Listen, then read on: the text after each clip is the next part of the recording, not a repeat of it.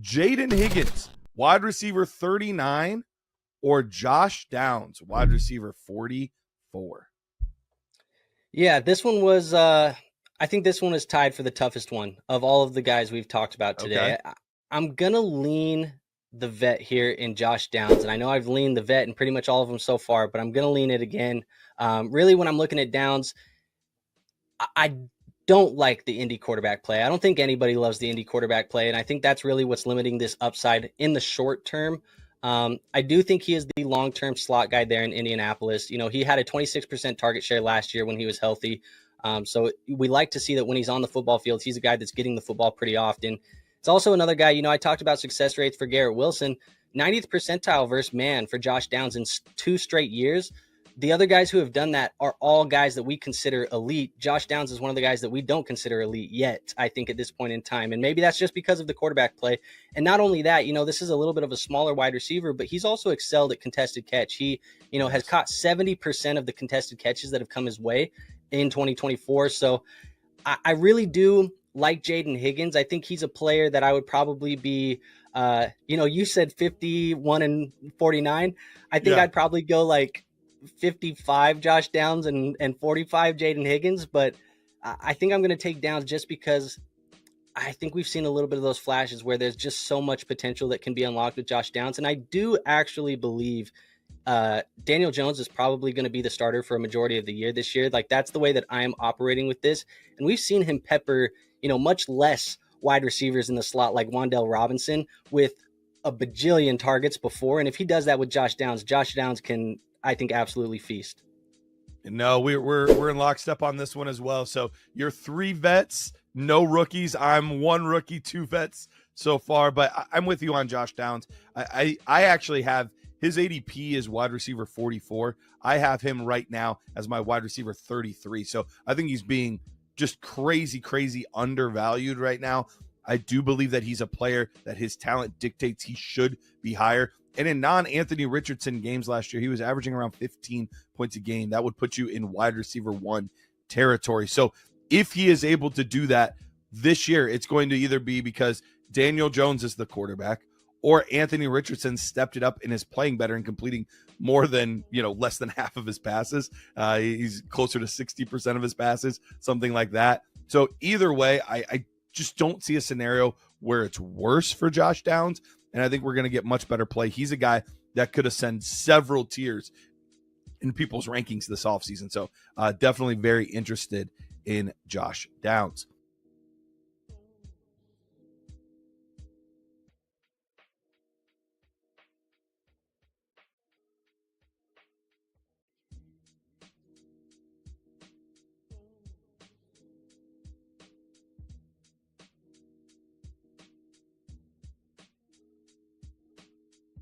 Dynasty, hot body, hot boy, Dynasty, hot summer. In Dynasty, it's so easy to find yourself on another league just because you just want to draft. Like, drafting is so fun. Fast Draft gives you the opportunity. And, you know, you draft a team, then you set it, forget it. And then you open up the app at the end of the year and you go, look at me. Got so much coin in my bank account now because I did so well. So if you go on there, Fast Draft, use the promo code NERDS.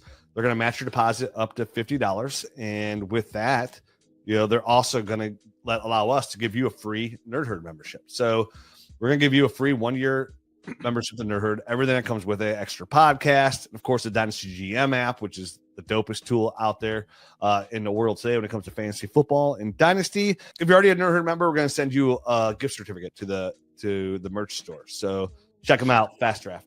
All right. So if you are new here, this is the Roster Rescue Show brought to you by Dynasty Nerds. And we do a lot of different things here. One, we grade your rosters. We tell you what to do, what moves to make, what kind of trades, all of those kinds of things. You can scan the QR code in the upper right-hand corner that says submit a roster. And we're going to make sure that we go through and we get nitpicky about your team, your league, and how you can make the best use of your assets there. But we also have like what Michael and Mike just did, where if you want to just, hey, I don't know that I want a full roster rescue. I don't know that I need you guys to check everything out. I just need to know about a specific deal or a specific trade or things like that. Then you can just put in a super chat just like these two guys did, and we guarantee to get to those questions.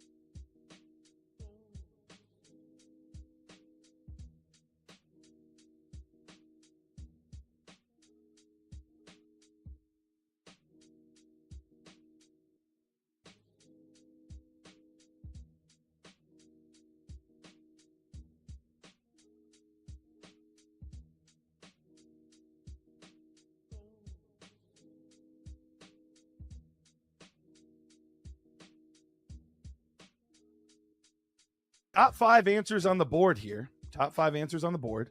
Oh, the answers are dwindling.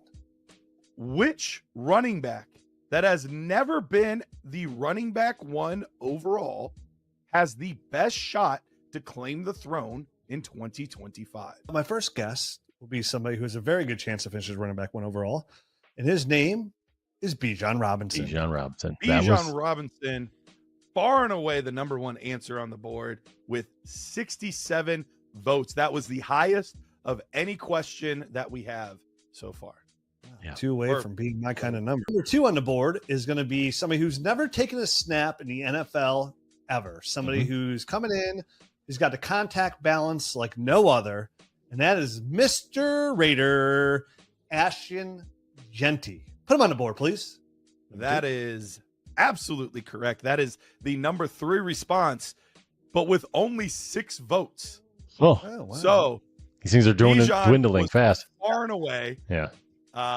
There was an okay second one, and then the bottom 3 low vote totals. Okay. Well, number 1 chance at being the running back 1 overall. He's got to be studly. He's got to be handsome. He's got to have a good name. He's got to be as high as a plane. And that guy is Devon Achane. Devon Achane, number 2 answer on the board. Good catch. So the question was, my number got 2 guy, Derrick Henry. Was he ever a running back 1 overall? I don't think he was. Didn't he rush for like 2,000 yards? I know, that's where I'm really confused at. I've really messed up my brain a little bit here because I can't remember if he was a running back 1 overall. That is kind of tough on my noggin. I know Christian McCaffrey was. I gotta stop limiting guys for Matt. What am I doing over here? Process of elimination. Go ahead. No, talk out loud. This has been great. Let's workshop this thing a little bit. Come on. Put up the guy who, for his first couple of years, that I talked major smack on. And it was my motivational speaking of telling him, which was facts. He really wasn't even a running back 2 at that point. The facts were the facts. People go, oh, well, this guy, same guy that said Derrick Henry was trash. It was only up to the point where he was trash. And then I flipped the script. And that was Derrick Henry of the Baltimore Ravens. Put him on the board.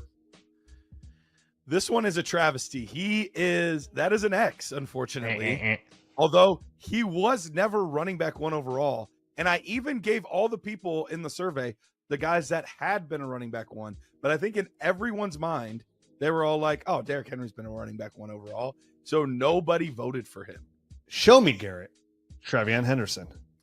Trey Henderson is unfortunately not on the board. He did get 2 votes, but like I said, nobody with under 4 made the list. So he is out. So that passes it over to Matt. Matt, this is not an easy one. The first couple, not too hard. These last 2, much more difficult. Agreed. I can't believe I gave Matt Isaiah Pacheco. I cannot believe it. You can't believe you what? You gave me Pacheco? Is that what you said? Yeah, sorry. Give Put a layup, buddy. Anybody else I want to do that for? Anybody else I would not do it for. But for you, I give it to you. All right, this is going to be silly, but I'm going to go Josh Jacobs.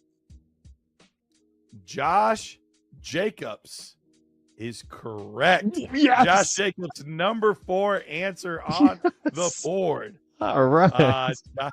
Josh Jacobs. Matt with the steal. He called it. He said the first steal is happening right here. And he sure enough, he did it. The last one on the board, Breece Hall with 4 votes.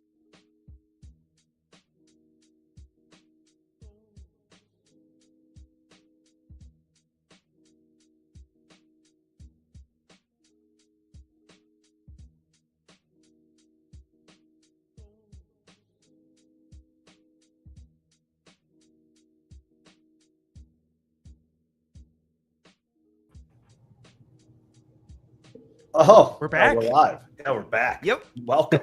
Yes, to a little roster rescue action. What we do here on Monday afternoons, where we come in and we take a look at your rosters and tell you how sweet of a job you are doing or how much doo-doo butter you've been churning. So excited to be back here with Peter and, of course, now Andrew Mott. Welcome. This is the first show you and I have ever done with each other. Yeah, it's first one. Getting that out of the way. Let's have a good one.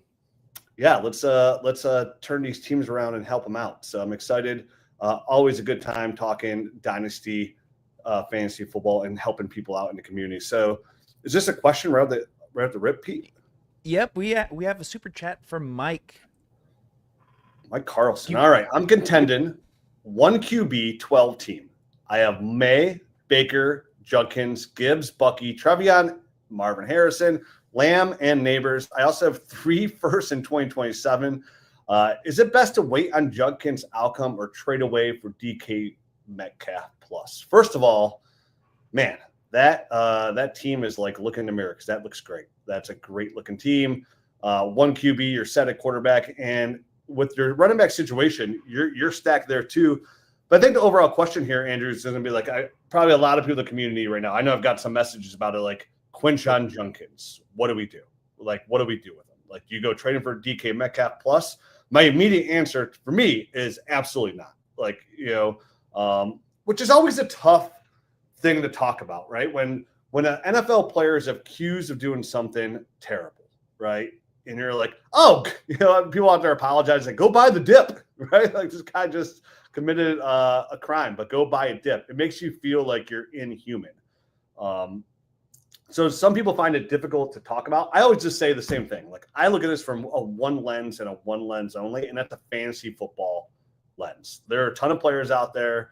They're terrible human beings that do things that you don't love. And if you choose to not participate in supporting that player in any way, that may be a way of like not putting that guy in your roster, so be it. That's totally up for you to decide, and I support it 100%. But at the same time, I really try to look away, because if you do play that, it's pretty hard to play the game of Dynasty specifically, because it's such a long-term commitment to these players.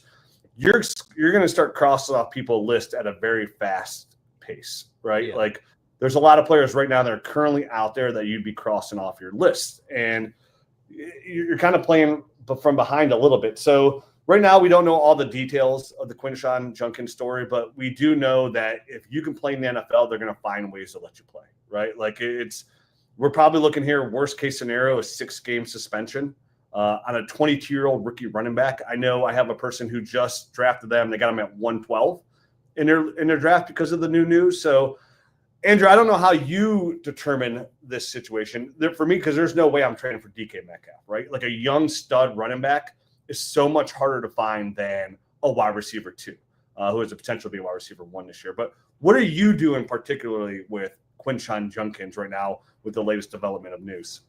Yeah, for him, I'm kind of in this, if I have him on my roster, I'm holding him. If he's not on my roster, I'm reaching out to the other manager that has Judkins to see if they're scared about Judkins at all by any means. And I am going to, buy the dip. And you said, people out here are apologizing for buying the dip. At the end of the day, like, I think you need to be able to recognize that, like, this is a game of market value that we are playing. This isn't, a game of morality. And you can have a player on your Dynasty Fantasy Football and not agree with everything that they do off the field.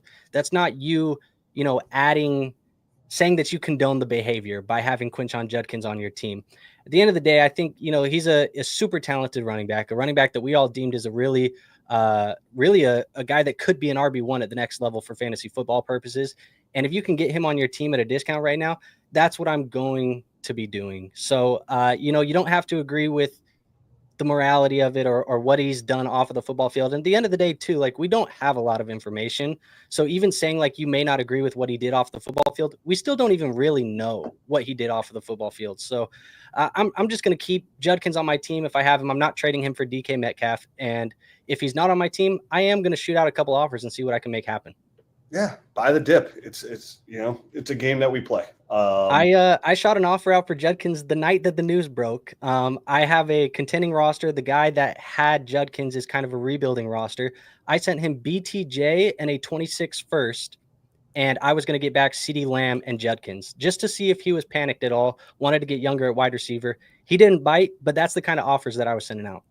Yeah, just to see. I mean, if you're a stagnant Dynasty owner, you're going to get passed up, right? It's we talk about this on the show a lot. Like any kind of news can inflate or deflate the market on a player. Like any kind of news, doesn't matter what's behind the news, if it's true or not.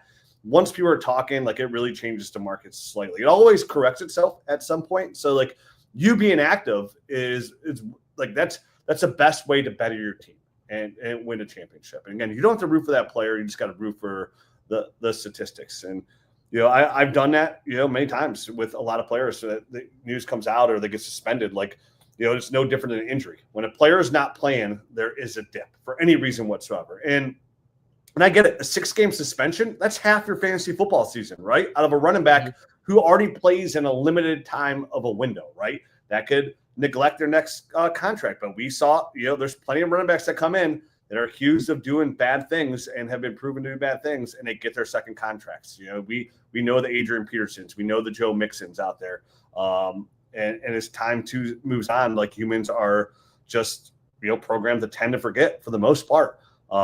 So I really do. I just try to look at it from a standpoint. When my Browns got a quarterback, like when I have season tickets, I never went and cheered on that person, right? Like I just said, all right, Ford, let's throw the football. You know what I mean? Like I was never a fan of the person. I'm just a fan of the team. And if you're on my Dynasty team, I'm a fan of that team. So you got to kind of look it through a fantasy football lens. But like Andrew said, if there's a kind of a dip there on Junkins, you should definitely be investigating and see if it's a fit for your team.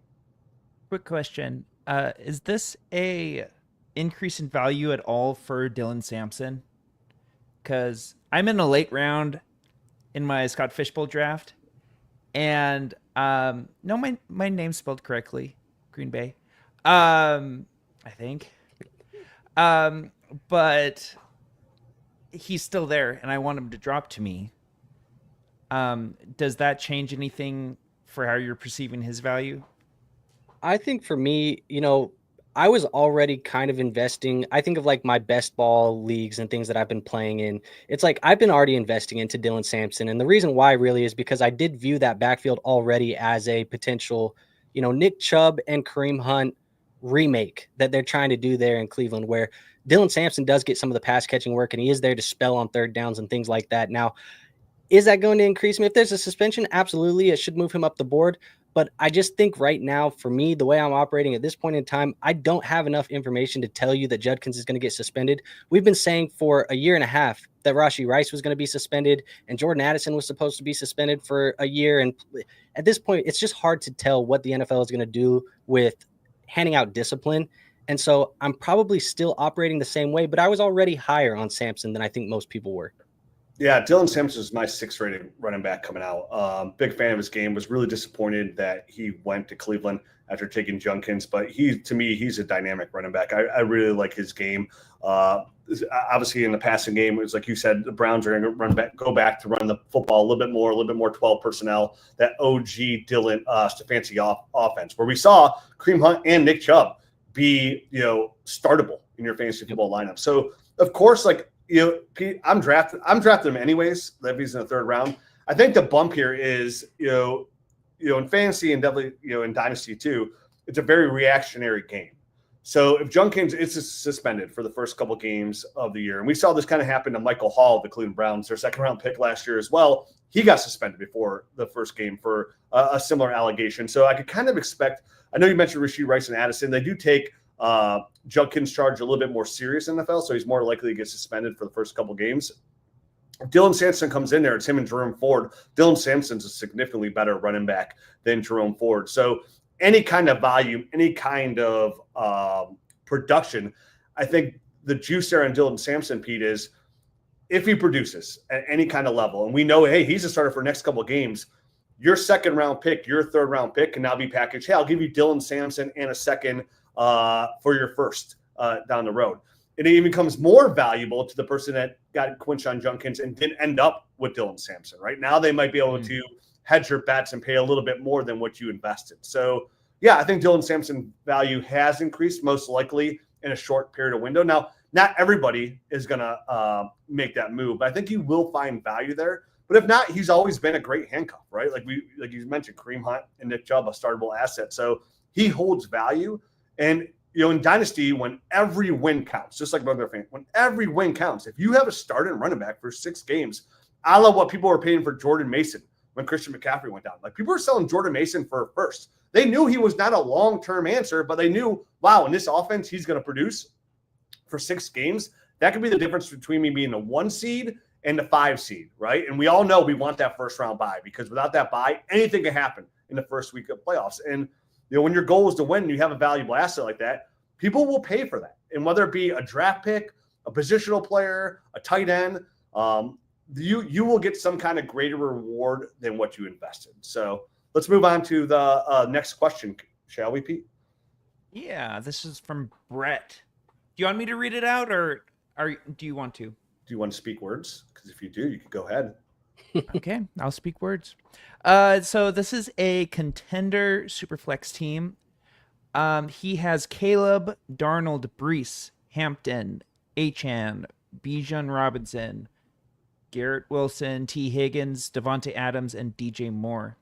Team willing to trade needs running back. The team has Purdy, Prescott, Penix, Neighbors, Puka, Lad McConkey, Rashee Rice, McMillan, and Rome Odunze. What kind of trade are you looking for here? Because he has Brees Hall.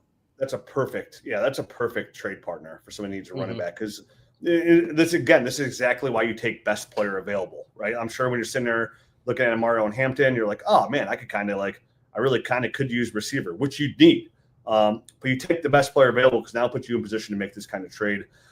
Honestly, I'm interested in every single one of those receivers, like every single one of them. But you say contender. So once you say contender, it's kind of like, all right, Tet and Rome. I believe in those players. I know those players a lot, but I don't know immediately what I'm getting. I know what I'm getting on Neighbors. I know what I'm going to get on Nakua and Rice and Ladd. So that is where my target has kind of circled around. And I think you have, outside of Bijan, I'm pretty much willing to move any one of those running backs for one of those receivers. And I mean, obviously, when you go down the list of value, you're like, oh yeah, straight up. But like, I don't think Achane or Hampton, because obviously I think those would be the first 2 choices amongst the team that wanted with the Brees knee injury kind of being unknown. I would say, hey man, like I'm interested in Ladd, Nakua, and Neighbors, and just get those get a little bit younger, a little bit safer in production. You mentioned unknown with Xavier Worthy addition, unknown suspension. Rashee Rice does have a little bit unknown, even though I love the player. So I'm really focused on those 3 guys and like, hey, is there any one of these running backs that you want straight up for these receivers? And I think that would be, if he's interested, I would be okay with any of those deals. How about you, Andrew? Yeah, I look at the roster too, and Sam Darnold is my QB2 in a super flex. I'm a little nervous about that. So I also think another opportunity that you could do is maybe use a Brees and go after Purdy, or use Brees and go after Prescott if the Purdy is a little bit too expensive, because I think being able to plug Prescott and Purdy, who are probably going to flirt with low-end QB1 numbers this year, there's even a chance that they maybe outperform Caleb Williams. And so I think that just gives you a little bit more flexibility in your quarterback room. Obviously we like Caleb long-term and a lot of these guys, but I think the QB room is where I'm looking at the roster and saying it's probably the biggest weakness that you have. And you have the excess running back where you can go get a Purdy or a Prescott, and they may be willing to move one just because they already have Penix and Purdy and Prescott on the roster. Yeah, that's a good call with the quarterback. I think you can get real creative with that team, Brett. I think, the addition of quarterback, either one of those guys, I would circle Purdy as my number 1 guy who's been a QB1 every single time he's ever taken a snap in the NFL. Maybe somebody's getting a little bit worried. Maybe that guy gets a little worried, like, man, Jawan Jennings now asking for a trade. Like, who's Purdy throwing the football to? This is a nice package where they want a running back. You could probably go ahead and package, same kind of thing. Like, I would also be interested, even I'm a little lower on T. Higgins than most. I know his points per game value last year was pretty significant, but I'd really be willing, since you're a contender, package in like one of those running backs, your first and second round pick, add in Purdy, and still trying to get one of those receivers as well to make an upgrade there. If you could do something a little bit lower and you had to throw T. Higgins in for like a Rome, swap that out. I don't love that, but having Devontae Adams, who will probably eat this year in LA, you can handle that. But I love the addition of, like you said, Andrew, getting a quarterback in that mix as well. Because I immediately bypassed the quarterbacks and went right to the receivers. I was like, oh man, I don't love that situation. But you're right. I think add in the first and second round pick. You're talking about picks 110 to 112 and then 210 to 212. Those are pretty insignificant picks in the grand scheme of things. Like they do hold value, but you're looking at a 50-50 shot of them being real hardcore contributors. So I think adding the draft capital and a young running back and definitely open the door to his choice. Like I know you mentioned Brees. Of course, like I understand that. That's the number one you want to get rid of. I like the idea of just letting him pick his poison because I have no problem like getting off of Amarian or Achane if it gets a deal done as well. Because then I have the other one to start along with the upside of Brees. I'm adding another receiver. And of course, like you mentioned, fixing that quarterback situation. Yep. And Purdy, to me, for years, has been one of the best values at quarterback in Superflex. So, yeah, that's a strong move to make. Awesome. Okay, let's start it off with a nuke.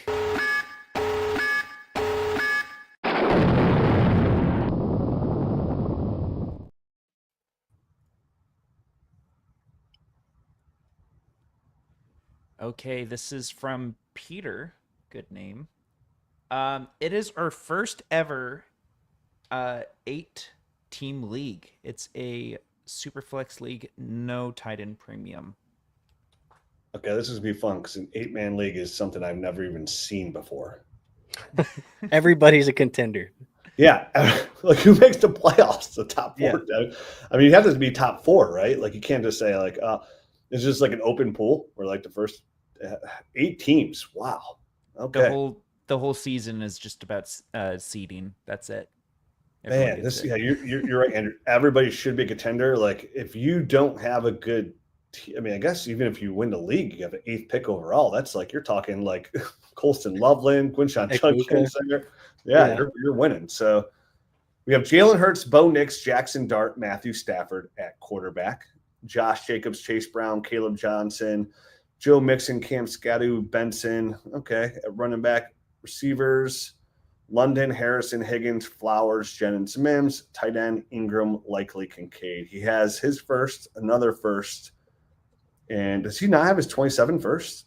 Correct. Oh, ouch, man. So, like, again, without looking around, without just be like, I've had a couple of drinks in the bar and I'm just locked in on you right now. I definitely had a lot of drink because this may look good, right? Yeah, 5 beers in, but when I wake up in the morning and look around at everybody else, like this isn't going to look as attractive as it did previously. So solid team, but an 8-man team, like I expect better. Can we just look at the number 1 team and see what they're messing around with? Yeah. Oh yeah. Just look at the quarterbacks. Yeah. Goff is QB5 on your roster is insane. Dude, insane. Saquon, Bucky. I mean, the running backs here, there's some stuff to be desired. Obviously, you have Saquon, but like outside of that, Rico and Najee is kind of what you're looking at. So I'm a Jalen Wright guy, so I like having Wright. But you're right, super, super thin at running back. Very quarterback heavy. Nico, Devontae, Hill, Judy, Hunter, IU. Okay, all right, it's not bad. And this is a 10 starter league. 10 starters. Should be 15 starters with only being 8-man. But I get it. He's got his picks. Okay. So like what's crazy is like you're right. Like this guy's one running back injury away. Like I wonder how hard it is. Did he put in by chance like how hard it is to make trades in this league? Because I wonder if like why is this dude sitting on all these quarterbacks like in a super flex league? Like why does he have and definitely for a need of running back? Like I understand being 8-man team, everybody's got a little something, but like that's like doing himself a disservice. Like, why do you have 2 running backs when you have all this quarterback? I'd be willing to trade everybody but Jaden Daniels on that team. In an 8-man league, I'd be willing to you want Drake May? Just give me a good young running back. Like, straight up. I don't even care. Like if I can't start him, he's not that valuable to me. So he looks beatable. Did he have a question? And do you have a question, Peter? Like which direction to take this or something? Yeah, he didn't include any like additional questions. Just kind of more of just an overall direction. Should we be rebuilding or contending? Okay, it's an 8-team league, so we should be contending. But yeah, so let's go back to our team. Yeah, I was gonna say, why don't we go back to this team and just kind of identify, Rich, like where we think we can improve first. Like, where's our weak spot on the roster? I definitely, can you go down a little bit, Pete? Yeah. So I definitely Tight end. think receiver is our weakest spot here. I mean, I love the receivers, but again, just being a format, being an 8-man team, like you got T. Higgins, who's never been a wide receiver 1 ever. Yes, I know his 19 points per game last year were nice, but like he still has not been a wide receiver 1. He's been a wide receiver 2. Marv, obviously, we all know, didn't do a ton last year. Zay Flowers, hard to produce in that Baltimore offense as a true elite weapon. I love Drake London. I think Drake London has a chance to be wide receiver 1 overall in the 2025 season. I think he's that talented. I think I'll see that in our target. So I think that's our number 1 weakness.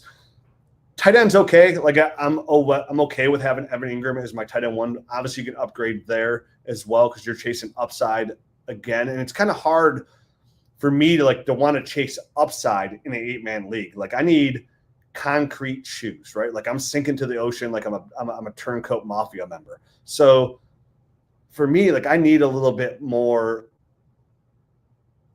juice. Like so, I'm definitely willing to move. Again, like I'm always willing to move T. Higgins off my roster and take that face value to kind of upgrade and like use him as a package. T. Higgins is my favorite receiver. Like, oh, hey, I'll give you T. Higgins in my first for this like proven stud. Like that's my favorite move to make with T. Higgins because people are like, oh, dude, I'm getting T. Higgins. Like with Joe Burrow, like he on a points per game basis, he was elite. So I'm always willing to do that. Our running back situation's okay. Our quarterback situation's okay. We got to see if we see a sophomore slump from Bo Nix. We, going off the facts of last year of like how he didn't produce as well versus the really good teams in the NFL. So even that is a little bit of a risk. You have Matt Stafford in your back pocket, which is nice. So like I'd be flirting with even potentially moving Jalen Hurts to better my team. But not having our 27 first really puts us in a weird situation because we don't have the luxury of like, you know what? Let's see if we can kind of like try and get this team to elite status and build for the future. Because if we don't do well soon, like we only have 2 first-round picks next year, and we don't have our own pick in 27. So we're looking at a limited draft window here, even to better our team as well. Yeah, I'm looking at it and like it just the honest truth about this roster is it feels like in an 8-man league, you have good players, but you don't have the anchor superstar type of talent that is probably needed for you to be a difference maker in a format like this. Like when it's 8 teams and 10 starters, you need to have guys that you can put in there and will win you your week. And I feel like you have players that in a 12-man format, we'd say, yeah, these guys have upside to be an RB1 like Chase Brown, or these guys have, the ability to flirt with RB1 numbers and wide receiver 1 numbers in T. Higgins. But I feel like we're lacking the superstar talent, which in a way makes me feel like with the lack of the 27 first and the lack of the superstar talent, unless you're going to consolidate this all the way down, which I think is possible, I do almost feel like odd enough in an 8-man league, we should probably be trying to compete, but this roster does feel like we should maybe be playing a little bit more for the future and try and consolidate these into young studs if we can and give those top 2-3 teams, give those teams some of the depth to win. Yeah, so I think our first thing we have to see just as a backup then here is who has our 27 first, right? Like who has that? Is that obtainable to get back? This guy. And he's behind us, or he's one step ahead of us? One step behind. No, he's right behind us. Right behind us. And so he has our first and second. Yeah, so it's probably like a recent acquisition as well. So he's probably not too quick to give it up. Definitely with the Quinshawn news, like he probably has this guy has no plans to compete this year. And look at this. An 8-man league, you have a team that has no plans to probably compete, sitting there with Josh Allen. Like, yeah. It goes to show you. So it has to be so much harder to trade in this league early on, right? Because like early on, like you mentioned, Andrew, everybody has to feel like they're a contender. As the season plays along, it probably gets a little bit easier to trade. But I would say right out the gate, this guy has no interest in giving us back our 27 first at all. Probably not. I don't think so. But now that we're looking at it, like, would he be willing to come off of Josh Allen if we could upgrade Jalen Hurts into Josh Allen? Like, what would it take to do that? That is a really good call. And maybe we could capitalize on the Quinshawn Judkins news as well. Can we open the trade browser, Pete? Yep. Yeah, I like the idea of trying to get Josh Allen, which isn't a massive upgrade from Jalen Hurts from a fantasy football perspective, but like could we go with Nix, trying to upgrade Bo Nix into Josh Allen? and that's what I'm thinking. Like he might be interested in getting younger and kind of capitalize off that like top 10 finish last year off of Bo Nix. We have their first in 2026. We do have their first in 2026. Yeah, that's weird. Give them their first back and Bo Nix. Is that enough to get us? Probably not enough to get us up into Josh Allen, but we could get creative here. I think we can get creative here. I think given his first back, definitely the fact like with the news like Quinshawn's like, dude, I might have a high. Now, knowing that though, that team has a chance to have a pretty high 26. Let's go with Nix, Pete, instead of Hurts. Let's go with Nix. Okay. And then whatever we put his first at value-wise, I'm going to go ahead and double it because I think this guy has a very good chance to be the 1-1. At worst, he's a top 3. At worst, and even then. So let's do the first. Let's do Nix, and this team is a lot better too. Okay. Yeah. Sorry. If we did Nix the first and Nix, could we also throw in? Like, you think this guy would be interested in our Zay Flowers? I don't think Zay Flowers is a difference maker in this format. I don't think he's a difference maker either. But again, I'm trying to capitalize. I'm trying to I want him to be like a deer in headlights. Like I want the first thing he sees, like not like I don't want him to think about Zay Flowers, right? Like I want him to be like blown away. So I want to throw T. Higgins in here. It kind of goes back like he has the receivers that I'm interested in, right? That I think could be top tier wide receiver ones. And, that's Ladd McConkey and Garrett Wilson. So, offering him, I really don't, if we're going to go in for the W, right? And we're going to try and compete, like, can we get this guy a chance like, hey, I'm going to reset completely, right? Like I know my first is going to be high.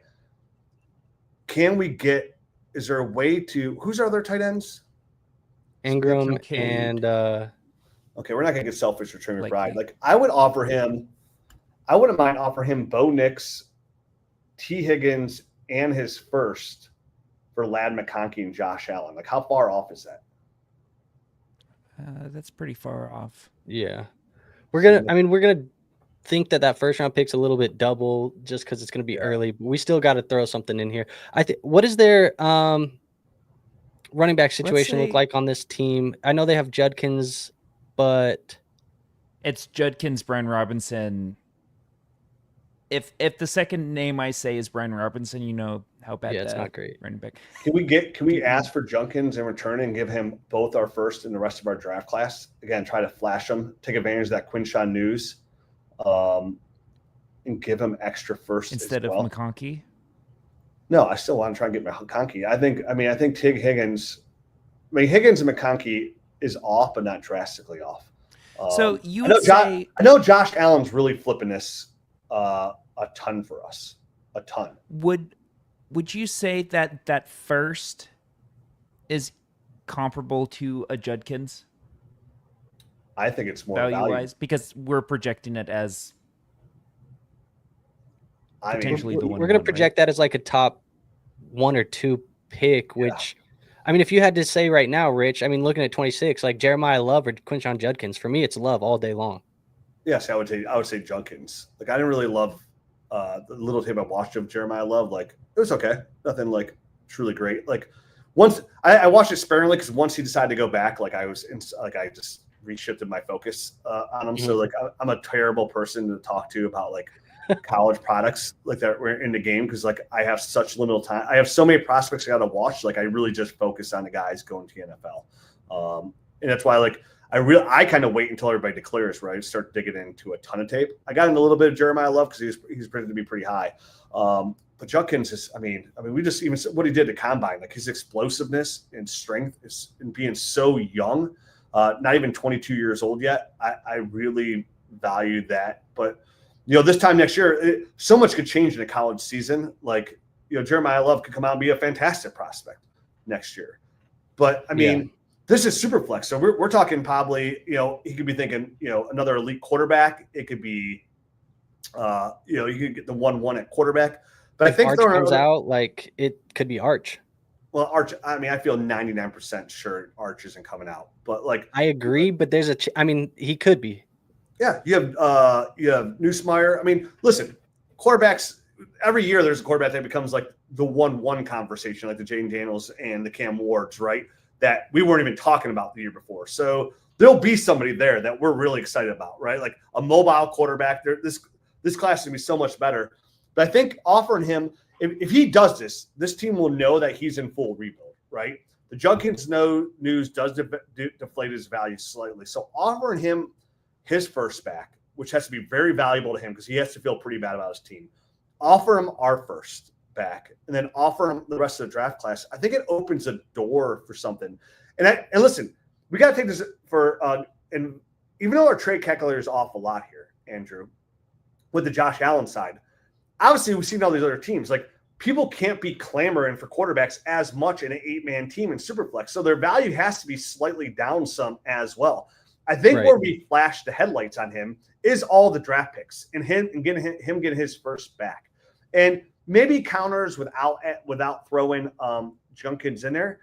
But honestly, like I don't think that's a terrible offer because I think our values aren't really fair here for an 8-man team because you get a quarterback anywhere in this league. The number 1 team's got 6 studs. The last team has good quarterbacks. So like. The fact that he'd get all the draft, I think that he'd be more interested in the draft picks, and we don't know.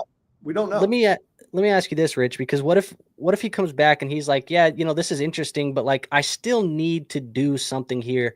Would you be interested in maybe entertaining a Marvin Harrison? Like I can throw the name of Marvin Harrison into this deal and you give me Odunze or you give me Devontae Smith. And we're kind of making the same bet in a way. Obviously we feel better about Marvin Harrison Jr., but if you're getting McConkey in the lineup, you're getting Josh Allen in the lineup, you're getting Judkins on this team.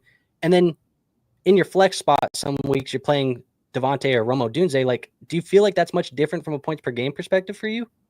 I think if we're going to, here's my problem with that is I think if we're going to go for it, right, one of the big X factors of us actually accomplishing that goal would have to be Marvin Harrison Jr. stepping up, right? Like we need the potential of that X factor, and he offers that from a skill set challenge. Devontae Smith, I love the receiver, I really do, but from a fantasy football perspective, he does not move the needle for me, definitely an 8-man league, right? Like he barely moves the needle as a championship caliber player team in a 12-man league. Like Devontae Smith needs to be my wide receiver 3 in a 12-man league for me to feel like, okay, I feel really good about going into my team this year because just the system they run, it really does, offer this wide receiver 2 upside. Fantastic receiver, tremendous route runner, really good on the sidelines, but it just hasn't translated yet to like being an elite fantasy football asset. And I think, like you mentioned right in the beginning, Andrew, like we need those guys, right? And that's why we're kind of going after like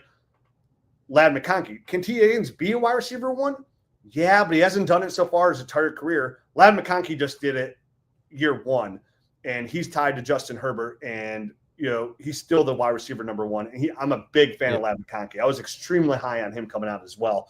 And that's why I think like flipping him from the T. Higgins isn't a terrible idea. So even though this calculator says we're way off, this is where I would want to start. Because again, I think our values don't mean as much in this league when it's so easy to get a quarterback in an 8-man league. And we see this with how many quarterbacks people are sitting on. Even the last place team has 2 young stud quarterbacks. It seems like every team in this league has good quarterbacks. And the fact that Bo Nix did finish as a quarterback 1 last year, this team might say, you know what? Yeah, at least I'm getting younger at quarterback. Like I'm resetting, I'm getting all my draft picks back here. Quinshon Junkins going to miss the first 6 games anyways, and they got Dylan Sampson here.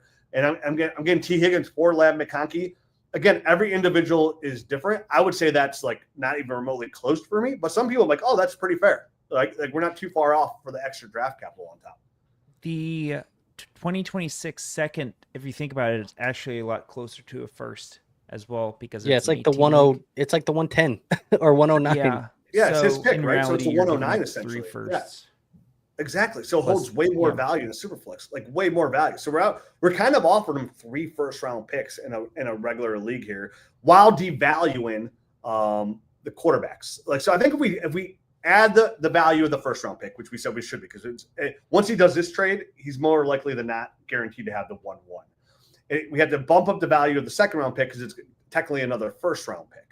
Yeah. Throwing our pick in, again, it guarantees to be a top 8 pick.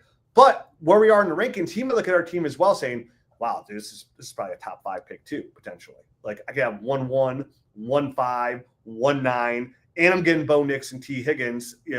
This is great. I think worst case, he comes back and doesn't offer you Quinshon Judkins. And I think if he does that, I would just take away his second. And I'd still be comfortable with the rest of the deal, to be honest with you. Yeah, I agree. Really quick, just a side note. We are full on the show, so we are only accepting nukes to go over. If you want your team to be done today, it needs to be a nuke. Chris, we just got a nuke from you. Thank you, but I sent you an email. I need a little bit more information from you. So if you can reply back Andrew's for that opinion is in hot demand, people. Hot demand. That just must mean the first show went well, huh? Always. You're back. That's the most important thing. Yeah. Let's just make it a habit. I'll keep coming back every week. How's that sound? Yeah, works for me. Cool. Awesome. Okay. Here is AJ's team. It is a 1 quarterback, 10-team league, start 9. Let's see. He has a lot of notes. I'm trying to think. So there's 2 teams that are going to be hard to trade with, but I'll just keep track if they come up or not. Okay. Looking at this roster here, Rich, Joe Burrow, Kyler Murray, Anthony Richardson, Russell Wilson, Jahmyr Gibbs, Alvin Kamara, Joe Mixon, Jalen Wright. Wide receivers, we got Puka, Marvin Harrison, A.J. Brown, Chris Godwin, Jacoby Myers, Rashid Shaheed, and some other guys here. Trey McBride and Dallas Goedert. For draft capital, we're picking at the 101 in the rookie draft this year. Oh, wow. So probably adding a Genty to this team. And then nothing until the 4th round, 26. We don't have our first, seconds, or even thirds in 2026. And in 2027, we just have our first. So really, getting Genty this year and then really nothing of value until 2027's first round pick. Totally fine with that. If that's what it took, I'm hoping that's what it took for him to get the 1-1 is giving up the future picks. No problem, because Genty is the piece I immediately see that fills the need. This is going to be the part of the team that to me is going to kind of make this an easy evaluation for me. Once you slide Genty now, running back slot. You had your hand up, Peter? You're going to try to pick your nose or trying to get our attention? Yeah, I missed. So he traded the 102 Zay Flowers and a 2027 second for the 101. That was the trade. Nice. Oh, nice. Much success. Yeah. So can we scroll back up to see? Because, obviously a tight end, great. Receiver, fantastic. Because even though we don't need, we don't know we're going to get 100% out of Mario Harrison Jr., I feel 100% comfortable having Chris Godwin or Stephon Diggs in that slot. Like, is that a long-term situation? No, but we're in a window to win right now, and I have no problem with that. And then if you might have a chance to potentially trade Joe Mixon, like for any kind of draft capital after we add Genty in season when a running back goes down. So being 1 quarterback, obviously our quarterback being Joe Burrow, 100% fine. Puka, A.J. Brown is your top 2 receivers. That's great. And I'm really still all in on Chris Godwin for the 2025 season. He was putting up elite numbers last year before he got hurt. I know everybody's going to tell you, like, Chris Godwin finishes when I saw a tweet today, those Twitter profiles, guys out there that always try to here are my top 5 guys from those guys are worse. But those guys, someone's like, oh, people are sleeping on Chris Godwin, not realize he was a wide receiver 2 when he got hurt last year. Yeah, see, that's without good information. Chris Godwin is wide receiver 1 overall, all the way up until the week before he got hurt. And then Jamar Chase passed him that week. And it was only by I swear I remember it was being point-something points. So Godwin can definitely win with Baker in this offense. So to have him and Stephon Diggs played extremely well up into the point where he got hurt last year as well, and he's the number one option for Drake May. I feel really good about a receiving core for the 2025 season. And right now, not having our 26 picks, that's all we're focused on anyways. So looking back up then at our running back room, we have Alvin Kamara, who's a running back one on a points per game basis, or just finishes running back one every single year he takes a snap in the NFL. We have Jahmyr Gibbs, top 3 running back. Now we have Ashton Genty, who also has a top 3 running back. For me, Andrew, like I look at this team, he traded away his future picks. We made our bed. This is the bed we're laying in. And man, this is like one of those high-end mattresses that we're laying in. Because I'm very, very comfortable with what we have going on and cooking here. Like, could we look at the receivers and be like, ooh, it'd be nice to have one more like fancy little name in there, like to feel more comfortable with. But like, I feel comfortable with those guys. And I don't see any path for us to make a move to try to upgrade that receiver position either. Like, it'd be all addition by subtraction. Like, we don't have the depth at running back.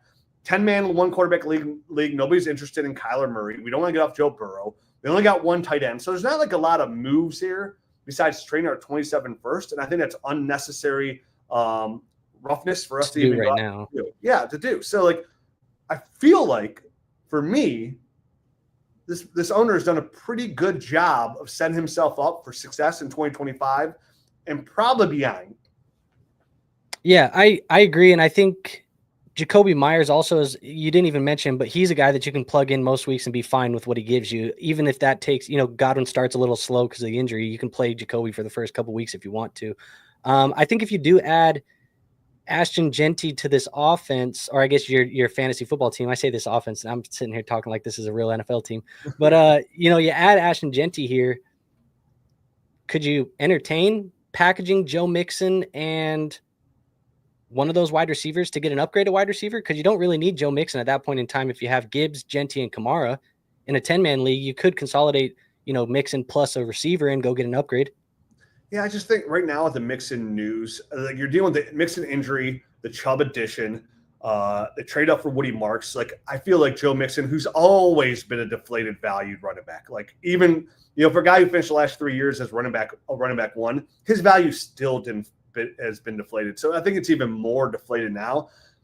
Could we package one of the receivers? Potentially, but like if we do that, we're only packaging to a contender in the first place because nobody who's in rebuild mode is trying to buy that player from us. So it like I think that's why I mentioned like in season you probably have a chance to move Joe Mixon to somebody trying to win because like I think Joe Mixon has to get back on the field and produce before we see any real value there, and then I'd be willing to make that move. But right now, like I would much rather just have the depth of Joe Mixon than even try to sell myself short, right? Because we're in a window, right? So we need that depth. No, we can't make a lot of other moves. So if we want to make a move for a receiver, which we might not have to, right? Like you mentioned, Jacoby Myers, fine. Shaheed, fine. Wan'Dale Robinson, potentially be fine. Diggs, like I think we're better off in season to see these guys healthy. Like I think of like say Stephon Diggs, like comes back, produces wide receiver, say call him wide receiver 13, 14 overall by week 4. And Joe Mixon starts playing pretty well. He's running back 11.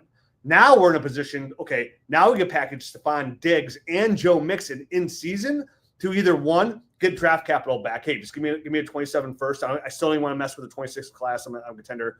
Give me 2 picks for 27, which really sets me up for 26 to make some big time moves or get younger in a really strong draft. I think this is a sit and wait team, Andrew. What I don't like to do on these roster rescues is try to make trades just because somebody submitted their roster to make trades, right? I don't want to, or what do we do? Sometimes the best advice is, hey, you need to sit back, enjoy the good drinks you have going on around you, and let's see how this plays out in season. Because there's more likely than not going to present yourself a really good opportunity in season, right? This is a perfect roster rescue to come back like week 4. Like, oh wow, week 7 team is like had a couple players step up. They didn't realize it's just they need a running back and like a good wide receiver 3. Now all of a sudden you have a team that you can offer them 2 young old assets and Mixon and Diggs. And if somehow, like I said, it's not even a player getting back. Oh man, I can get this team and get their 27 first. These players aren't going to be as valuable in 2026. I just probably secured a pretty high draft capital pick, but that's only a move you can make in season because nobody is giving you that right now. So for me personally, I am saying, Sydney, sit tight, enjoy what you got, which is a very strong team. Once you add Ashton Genty, and then let's see what happens in season. Because it could be the complete opposite. It might happen where like Gibbs twists his ankle, has a high ankle sprain, misses 6 weeks, and you need Joe Mixon now. Yeah. To get up higher. Godwin has another injury, and you need Stephon Diggs, right? Because Marvin Harrison's still not producing. Like, it's not like you're so deep where like we're just shedding all these players. You have really nice, sexy depth players, but you don't want to do anything until about like reassess, probably right around like week 4, week 5, right around there. And I think that's where you make your move, whichever way it is, either sell or hold. Then you'll know. But once you add Genty, I don't care what any team ahead of you looks like. Your team's a contender and they can beat them. Like, look at the number 2 team, those receivers. Yeah, that's fantastic. That's really good. Lamb, London, Chase, hard to beat. Running backs, hard to beat. But when you have a roster, Darnold. Yes, there you go. But when you have a roster like Sydney's, like that roster could be anybody. Like it really can. It doesn't matter what's ahead of you. Like on a 1 game per basis, you can win. And what's great is, like you mentioned in the last team, true difference makers that can win you a game. Genty, Gibbs, Nakua, Burrow, McBride. Your roster's littered with those guys. And it only takes one of those guys to have that and nothing that you have Joe Burrow and the team ahead of you has Jamar Chase already handicapping them, right? Anything that Chase gets, Burrow takes back. So, like, all you need is Puka to have 10 catches, 150 yards, and 3 touchdowns, and you're done. Very capable. Same thing with Trey McBride. So, and obviously Gibbs and Genty should be very elite assets when it comes to fantasy football production. So this team, it's ranked 3rd in contender. That doesn't mean anything to me as we sit here in mid-July. Like, that's a team that could beat anybody put in front of them, and I don't care what the team looks like. These teams also don't have any 25 firsts or seconds, so they're not adding at all. They're not going to add anything. Yeah. Yeah, Okay. that's good too, because that means you'll get stronger. They won't get stronger. Rich, let me ask you. I don't personally have an issue with it, but like I just noticed with this team, they have Kyler Murray, Marvin, and Trey McBride. Do you get nervous when you have multiple receiving assets in one offense and the quarterback for that offense? Like you're pretty pot committed to Arizona being decent this year. No, not really. I don't overly good. Like, I don't love having 2 receivers on the same team, but like, if the players are good, like same thing. Am I worried about having Saquon and AJ Brown and Jalen Hurts? No. It's like easier for a team that you think it's like not a Super Bowl contender like the Cardinals, but like I have no problem. Like same thing, even if you got old, like I would love to have Puka, Matt Stafford, and Kyron Williams, like on my roster. I just want good players, man. Yeah. And sometimes like I'd almost rather like get all my bye week. Like I'd have no problem having my bye weeks pretty much all at once and just taking the big lump hit, then kind of like, I'm missing this guy, missing that guy. So the only thing that bothers me about that is not the production value. It's just the bye weeks, right? Like what am I missing out on the depth wise? But like, if Puka's a top 3 receiver or top 6 receiver, he's a top 6 receiver. If Trey McBride's a top 2 tight end, he's a top 2 tight end. So it doesn't matter they're at the same team. It's all about the end game and how it all shakes out. So yeah, if you have a dud week, sure, but anybody can have a dud week at any time without being in the same team. Yep. And usually, like, again, if you're having a dud week, at least then the other players should have a better game to kind of offset. You would think if Marvin has a bad game, you would think, okay, that's because Trey McBride had a really good game and kind of offset some of those points where, Marvin Harrison only had 10. Well, yeah, but Trey McBride had 30, right? So kind of offsets that at the same time. So I know some people worry about that. I don't worry about it. I don't worry about bye weeks or anything like that when I'm drafting. Like, I just want the best players available, and I'll figure something else out later. Like, same thing. If I need a bye week filler, I'll go trade for somebody that has almost no value but could start for a week, right? And I can give up a 3rd round pick for. So, no, I don't think so. Yeah, I totally agree. Good team, though, overall, Sydney. Maybe I said if you have another question, like, the nuke it, throw it back in. I think we're doing more shows in season for these roster rescues as well. We could probably reassess and kind of get you more aligned of what you're looking for, which is obviously looking for a ship in season. Say, hey, do this or this, or it might be the same thing as well, where you're just ready to rock and roll. Team names in this league are awesome.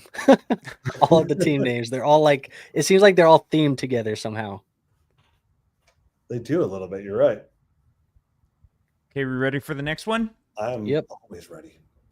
Okay. This is a Superflex Tight End Premium League, 12-team league, starting 11. Starting 11. Okay, so now we're down to business here. Caleb Williams, CJ Stroud, Jackson Dart at quarterback, Ashton Genty, and a bunch of misfits like Ray Davis, Marshawn Lloyd offer upside at running back. Look at receivers: Drake London, Ladd McConkey, Garrett Wilson, Travis Hunter, Romo Dunze, Jaden Higgins, Roman Wilson, Jack Bash. That is very, very attractive. And then all rookie tight ends. He's got 2 firsts in 2026. Cluckenbell is obviously the 1-1 in contender mode. So we looked at to be a late round pick. And then 27. Oh, we have 3 first round picks. Sorry. Yeah. 3 in 26 and 4 in 27. Wow. All right. So we are set up here to mess around here, Andrew, and we can go a lot of different ways. Obviously, we are very confused at tight end. Mm-hmm. It is also a 2-point bonus for tight end. For tight ends? Okay. Oh, wow.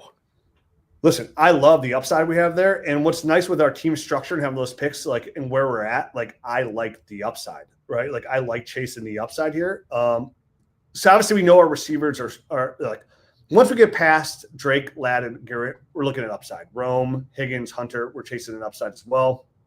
Our running back was a massive hole. Can we go back up, Pete? Yep.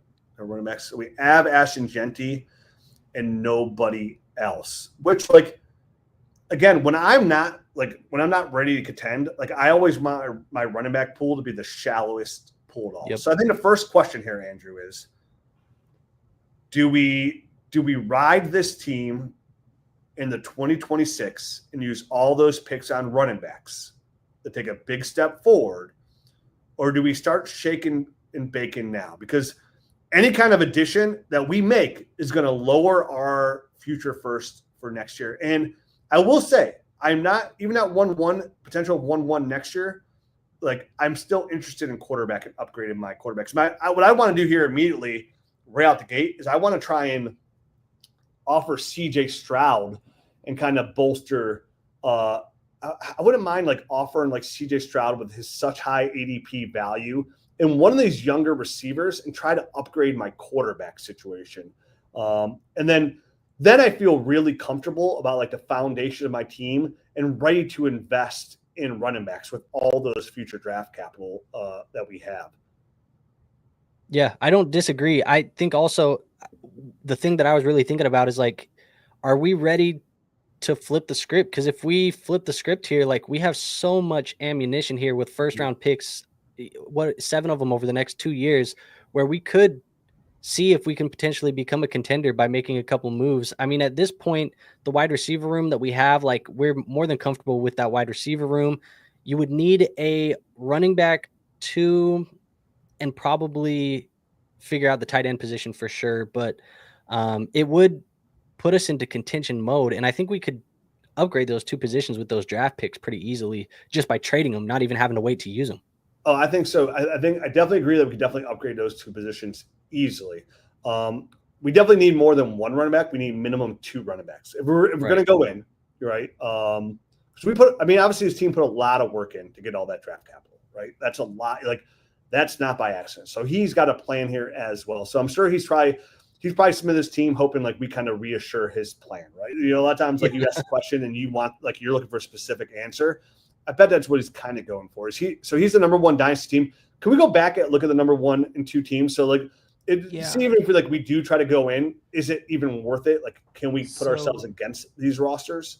So he mentioned in the notes that he is been pretty much trying to sell everyone on his team other than London, Caleb, and Ladd. So he's still definitely in rebuild mode. He himself is in the I still need to rebuild mindset. So number 1, large Jalen Gibbs. And then he says, should I hold Genty with my roster the way it is? Or is Genty somebody you would move? No, not with that roster. I wouldn't either. It's so close. He's a key piece to you becoming elite. Like, if you want to be elite, he's a key piece. Taylor Tude, Brock Purdy, Jared Goff. Okay. So, I mean, this is a team right here, like, Who off has the all rip. the tight ends? They don't have any tight ends either. 3. Baker, Dak. Team has Kittle and Joku. And let me see team 4 quarterbacks as well. Yeah. Just Fields T-Law. okay. They don't seem that much of a they're not super juggernauts or anything like that. Yeah, Yeah, like all of these guys are beatable. they are. Off this team right off the rip, I would love to offer CJ Stroud for Trevor Lawrence and Trevian Henderson. I would like to see if that would intrigue them right off the rip. I think Trevor Lawrence and CJ Stroud are very similar when it comes down to points per game basis kind of quarterbacks. And that gives us 2 young running backs, and we wouldn't have to give up any of our future draft capital. And I think that would put us one step forward to like, boom, next year. Because I really am. I'm focused on next year. Like, how do we set this up for the future, right? We have if he counters for RJ Harvey and T-Law, are you doing that still? Yeah, I would still do that. Yeah, me personally. I would probably still do it too, but I'd just to keep the game going, I'd ask him to throw something in like smaller. Throw me your second round pick. You're supposed to be a contender. I'm making your quarterback stronger, quote unquote. Throw me your second round pick. Yeah. Anytime somebody counters, you recounter, unless it's like, oh, wow, this is really good. So, and then like you don't decline that trade that he sent just in case he's like, no, yeah, you know keep it there. Yeah, you don't want to do that. So I'm really big in RJ Harvey in that offense. We're gonna see how it's gonna play out with J.K. Dobbins. I would still lean towards Harvey, but like it wouldn't surprise me if J.K. Dobbins is number 1 running back in that class for this year, right? So I would take Harvey, which is fine because like we're thinking about next year anyways. So it's not really. Preferably, we would hope RJ Harvey does split time with J.K. Dobbins doesn't produce at a high level to help us out. Because then having 2 good running backs, there's going to be some games we win because of our overall team structure. Yeah. I'm totally comfortable with like waiting on those tight ends and see how that pans out as well. Because I think our move for tight end would be next year with all our 27 draft capital and our 26 draft capital if we need to be like to make a trade for somebody who's not a contender to get a tight end to kind of solidify that role. Right now, I'm not making any move at tight end. We have 3 guys to offer high upside in Fannin, Ferguson, and Taylor. So like I'm ready to like kind of see how that plays out. But I wouldn't mind adding another running back here and getting off of CJ Stroud and helping me do that on a name basis. So the first team right off the rip here, again, I see this guy can afford to lose a running back. Now let's see. He's not super strong here at receiver either, Andrew. He's propped up by Bowers. Yeah. He is propped up by Bowers. So, like, we might be able to throw into what draft picks does he have? 26. All of his original ones. Yep, all of them. All right, go back to our team. I think there's something here, Andrew. I think we can get something done here. Yeah, I mean, if you go Stroud, are you thinking of like pulling an extra piece on top of that deal that we're already working? To get a little bit more, like they make him feel really comfortable about his team. Because we're so deep at receiver. I mean, he's startable. I mean, that guy. Is there any way, Rich, that we can throw in an Odunze and a first-round pick? I know you said you want to wait, but is there any way we can get after Bowers here? Because that team is not good outside of Brock Bowers. So we throw in, I mean, listen. First and Odunze? I'll always try and add Bowers to my roster if we can. So we would offer, what are we offering? Your original offer, which would be CJ Stroud for T-Law and Henderson. And then on top of that, we would throw in Odunze, who's like our wide receiver 5, and a first and get Bowers. I think we'd have to offer a tight end back too to make him feel comfortable. Sorry, what was the trade? On tight end. Pete put in Stroud, Odunze, and a first round pick. And then Rich, if you're getting Bowers, you're more than happy to give up Mason Taylor, right? I'll give up. Yeah, anyone you want. And then throw in Henderson and T-Law on their side. And let's see kind of where we're at. I think we had to scale down to RJ Harvey here. Yeah, which is fine. Yeah, take out Henderson. Put Harvey. Yeah, we're gonna scale. Like that's a lot. Yeah. So we're giving him. How are we looking here? I mean, we're off, but We need to figure out how to get those 26 first a little bit higher up. Yeah, we'll have to work on that. Let's Undervalue them. try to remind me, put a note in the system. We'll try and I agree. We need to mess with this value. We don't happen to have this guy's first round pick, right, Pete? No, he had his own first. We have like he has 3 or all of 4 his guys' firsts. picks. Yeah. Honestly, to get Bowers here, I would give him the stack here, and I would give him Jaden Higgins. Oh, throw him in on top too. Yeah, Yeah, I'm not opposed to that either. because he needs more receivers, anyways. So he's getting the Higgins stack. He's getting a Dunze. He's getting Stroud. He's got to think Stroud's a big upgrade over Lawrence. He's getting rid of Harvey, but that's doable. So we're offering like a big haul for Bowers, which you have to like overpay for in the first place. It says we're winning, but that's why we're offering it. I mean, Yeah. And listen, you're going to know right away with this offer. Like, dude, I'm not trading Bowers, right? Okay, I'm not trading Bowers. All right, well, dude, let's do something a little bit smaller. How about Stroud for, Telon Stroud? Harvey. How Or about Telon Henderson. Yeah, how about Stroud and Higgins for T-Law and Henderson, Yep. right? And narrow it down that way. And I think that might even get it done. Because again, he's getting a receiver back, right? Which is what he needs. He's getting Stroud, which is an upgrade, which I don't really think it's a significant upgrade over Trevor Lawrence. And then he's getting rid of a running back for the receiver. And Harvey and Higgins aren't really in. It depends what draft you look at. Those would be back-to-back picks, right? In a rookie mock or a rookie draft. So you're not too far off. I like shooting for the moon and going for Bowers here for sure. Absolutely, a 2-point reception. Definitely without giving up, like for us, like a whole lot if we can get it done. And maybe he'll counter too with like a better receiver. Go ahead. If he counters for like a first and a second on top of our side, because I could see that. Are you still doing that? I would still press accept if you asked me for an extra first thrown in. I think I would too.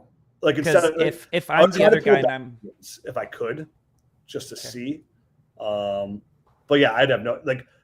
As long as it's not my first and it's a high first, we have 3 of them and we have 4 27 first. I'd have no problem with that. Yeah, I'd keep those 27 first in my back pocket just as like future ammo. But like I'd throw him another one of these first round picks. Who's that This first team? guy's You said it's projected. Pluck and Bell. Yeah. that's the first overall. Take his first and throw it on top of my current offer already. I'll give you 2 firsts and everything I said, and I'll still try and get this deal done. Yeah, I would do that. I'm keeping this guy's first though. Yep. Then we'd have to throw in a 27 first then if we're throwing it. Because we don't throw in our first, right? And we're not throwing in Jimmer. So if we're not throwing those 2 first in, it had to be an extra. We throw in an extra 27 first. Okay. Which again, we have 4 of them. I have no problem doing that either because we're getting Bowers. We're getting now. We have Genty and RJ Harvey. Our quarterback situation, in my eyes, stays the same, but like we have 1 massive less hole. We have 2 massive holes we don't have to fill. Our tight end position forever, and another running back we don't need. Yep. We have the bottom 2 teams as 27 firsts. Like We have this 4. guy's team is. Those bottom 2 teams are Terrible. dead in the water. If they're the worst teams and they don't have their first, they're dead in the water right now. Can we pick anything off of these rosters just by dangling their first back in their face? But they don't have their 26. None of these teams have their 26 first. No. No. We Wow, have this team's team's 26 first, and then 27 first. And then we have this guy's. Jim gave us 27th his first. 26th and 27th, and he's the second worst team in the league. Correct, and it's not close. Can you go back Wow. up?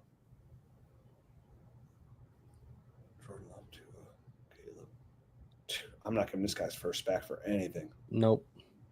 That's 27 first. Mm-hmm.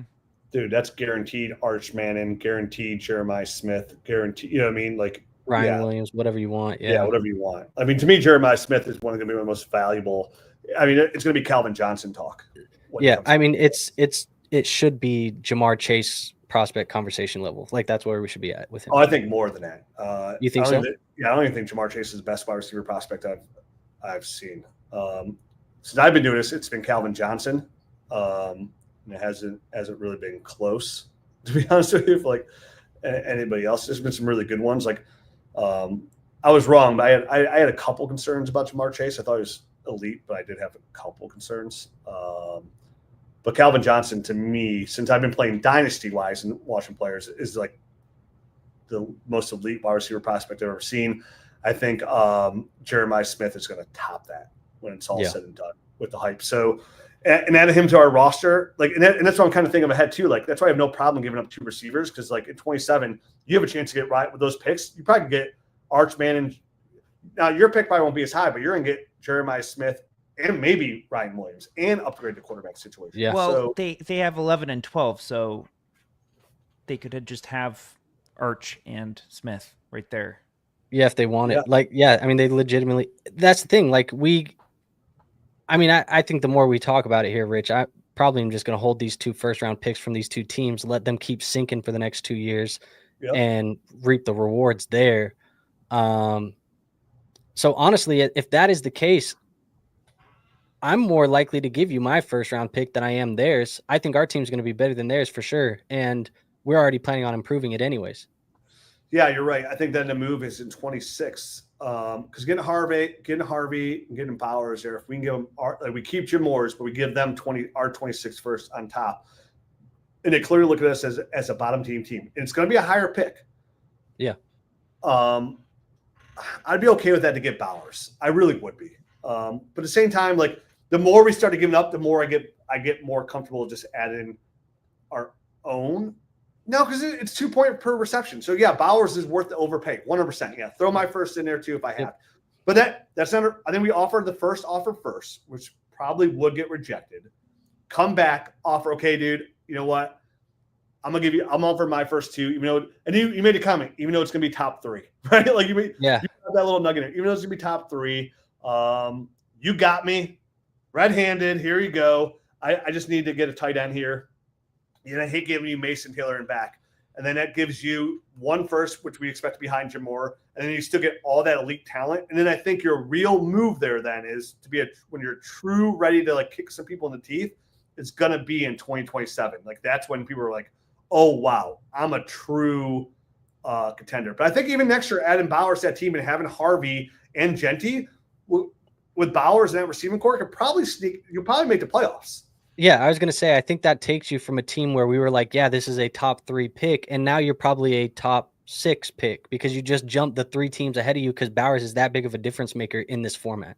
So here's my question. So we're going to throw another first on top. So I think this is the move then. Instead of offering them 26-1, why don't we start with our 27 first? Yeah, not our 26 first, our 27 first. I'm like, hey, dude. I hate to give them all my 27 capital. Obviously, you see I've been building it because that class is going to be so awesome. I'll give you your first back this first next year and my 27 first. And the reality is he probably values 27 higher than the 26 anyways, because the whole Dynasty fantasy football market is telling you that 26 is trash and 27 is going to be elite. Yeah, I felt I helped instigate that market, and I'm very proud. Would you rather give up your 27 first or this guy's 27 first? His own? I mean, I would rather he has a mid-team's 27 first. If I have the choice, I'd rather keep mine just for the sake of being able to control my own destiny. But if the guy views me as a lesser team than this dude at this moment in time, I'm willing to give mine. Yeah, current value, just like players, like they're going to look at your team as a bad team. So getting your 27 first is going to probably today hold more value in their eyes because they're still going to see your running back position like, oh, dude, all he has is Ashton Genty and RJ Harvey. He's not going to be able to compete this year or next year. Like, that'd be a pretty high first. I can get Jeremiah Smith, not realizing, like, the moves that you're about to make coming up here as well. Like you mentioned Jeremiah Love. That's a player, like, that should be addition. There's going to be a receiver step up. There'll be another running back that steps up. But I really do feel like next year's super flex rookie drafts are going to be really top-heavy at the quarterback position. So you should be able to get the number 1 running back or at least number 2 running back with your pick. Worst case, but you're still going to take best player available. But I think this puts you in a really good spot. I think we put him in a good spot as well, Andrew, to like kind of like tiered down from this offer. Obviously, we're going all in here with this offer. And do we just do it? Do we just throw in the 27? Yeah, I think we just throw our 27 first in there right out the gates. I do too. I think you give him the full platter and say, hey, this is the buffet. You can pick what you want to eat. And then if they say, hey, this is, too much, I want to slim this down to a different offer. You have 2 different areas. You could probably slim this off into a different way. Yeah. And then once you cut out Bowers, it's going right back to our original offer. CJ Stroud for Lawrence and Harvey. Obviously we asked for Henderson and maybe throw in something like, you said the Jaden Higgins, throw Higgins in. Yeah, I would say just to make sure I can get Henderson, like someone who I love and who's younger. Like I would have no problem throwing Higgins and give him the stack because he's definitely needs that receiver. And we're just getting we're getting a running back that we really like. You know what I mean? Henderson's a running back that I really like. I never asked you how you feel about him. Like he's one of the elite running backs. He's my running back going into this draft class. Obviously, Hampton surpassed him with the draft capital and landing spot. But I absolutely love Travion Henderson. So to be able to get him, to pair him with Ashton Genty, without giving any up draft capital at all, we put ourselves in a really good spot still with everything we talked about to take a big step forward and compete starting potentially in 2026, but I feel certainly in 2027. Yep. But this roster is, it's been built the right way, and it looks like you have, the world is your oyster right now. Mm-hmm. Good job. So we actually have another roster from this guy to go over now. Oh, really? Good old Hopefully it's Austin. as fun as this one. Yeah, let's see. Notes wise is just made a trade to get JSN. I'll pull it up first. Let's see. It is One True Dynasty. Okay. So just made a trade. Nope. I'm wrong. Selling everyone but Caleb, Marvin Harrison Jr., Bowers, and May. It's only 4-point passing touchdowns. So I was wondering if I should try trading Caleb and May for that reason if I get the right price. Also, not sure what the price would be. Yeah. So first off the gate, you can't say I'm blowing this up and trading everybody but your best young assets. That's not how it works, right? Like in Dynasty, you have to give to get, right? Like again, then you're saying what you're saying. I'm trading RJ Harvey and Godwin. Like, what do you plan on doing if you're blowing up? If you're blowing it up, you're blowing it up. Now, listen, I agree. Bowers is not an asset I'm trying to get off of in any format. And I prefer, if I'm blowing up, to keep a young quarterback with upside like Caleb Williams. Look at all these. Look at all the firsts again. We got all of these firsts again. Austin, you might be addicted to trading. It's time to consolidate and just win. And you're the number one team in a dynasty lens right now in because of all the draft capital, though. But he's last.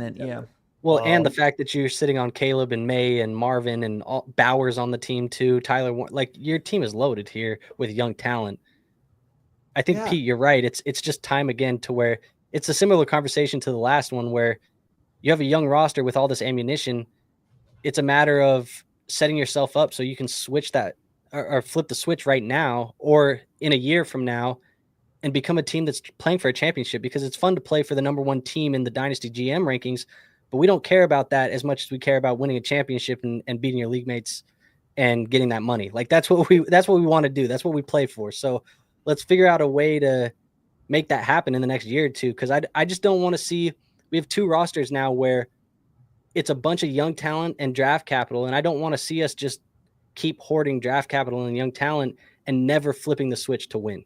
Correct. If you keep kicking the can down the road, eventually you're just left with a piece of metal, a broken piece of metal that, used to be something. And draft capital is great, but it doesn't all pan out. Draft rookie picks are a risk. You can't, just because the 24 class was unbelievable and we've been blessed, like it's not the odds. When we go back 20 years, 15 years, we look at these rosters in the draft picks, they'd be raw. The back half of the draft is 50-50 shot. And then most picks are, you got about slightly better than 50% of them being like solid contributors. Even then are short windows, right?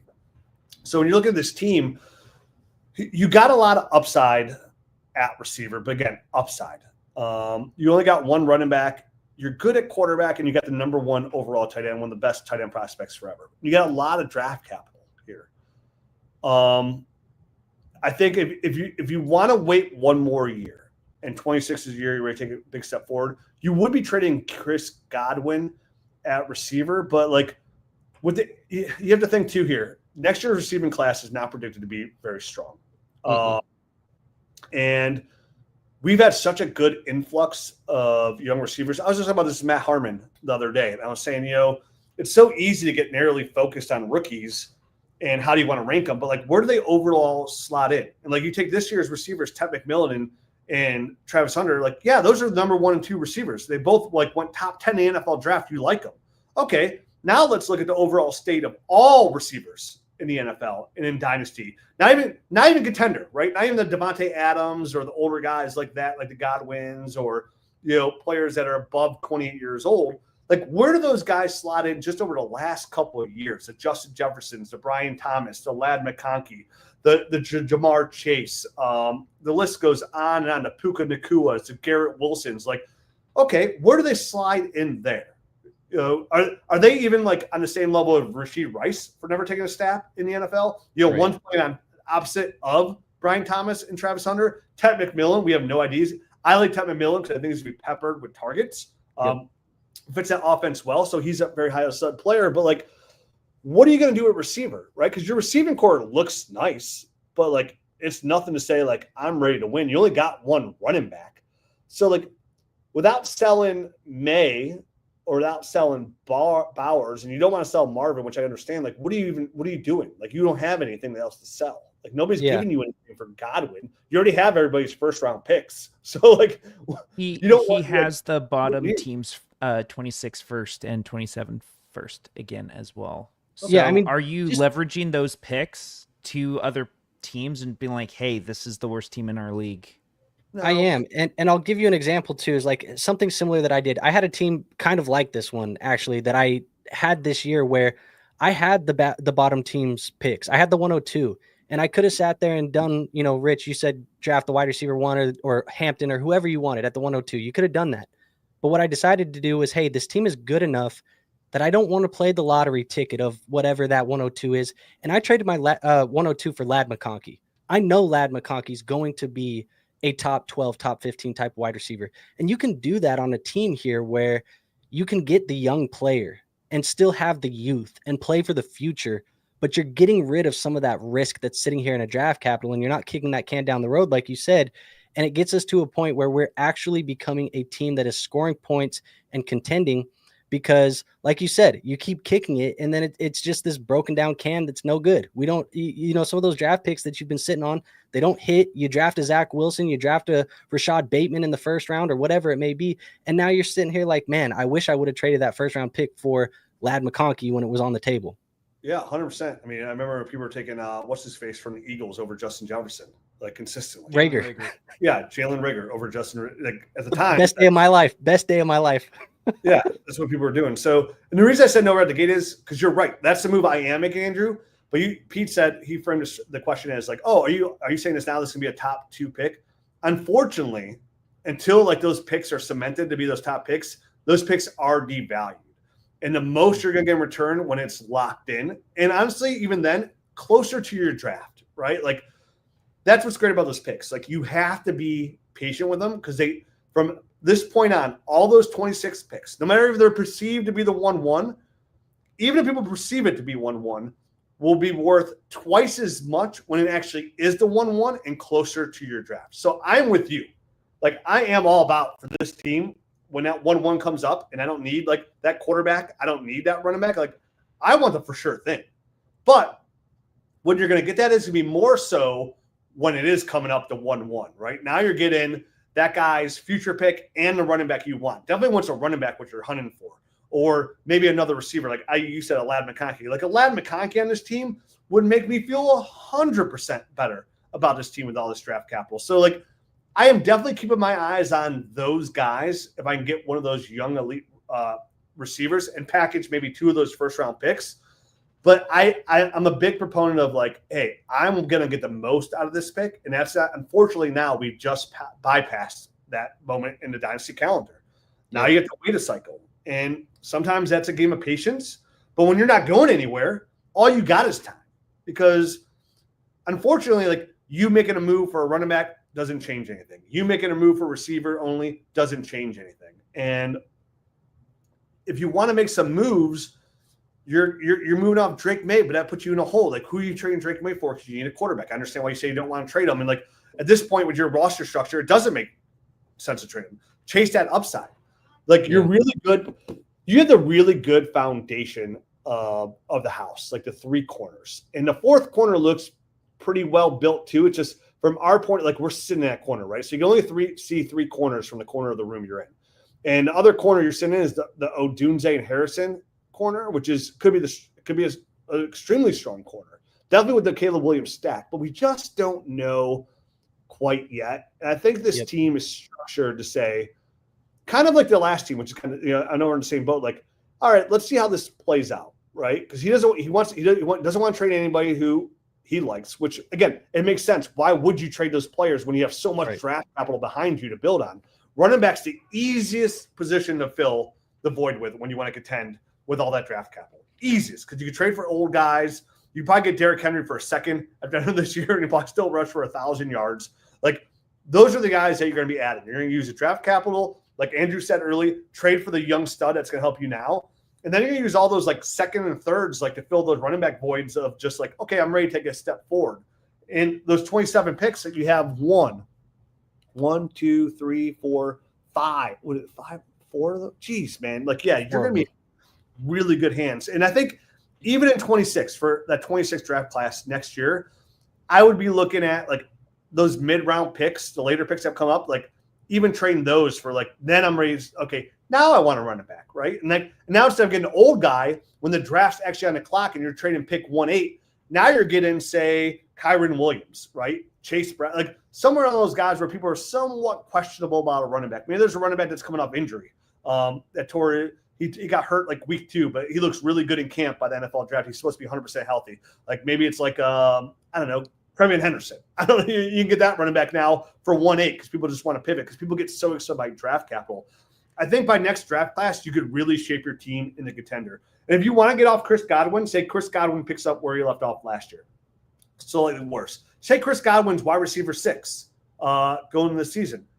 Then you trade Godwin. Nobody's giving you a haul for Godwin last year when he's coming off an injury, right? Like you're not getting that value. His upside is coming in season. So you can move off Chris Godwin. I have no problem doing that and getting a younger receiver with some upside, another draft pick, which I have no problem because then now it gives me another draft pick to package with another draft pick because now instead of offering 1 first, you're offering 2 first, even if it's late, right? Like I'll give you trade Godwin for the number 1 seeds first. He has pick 112.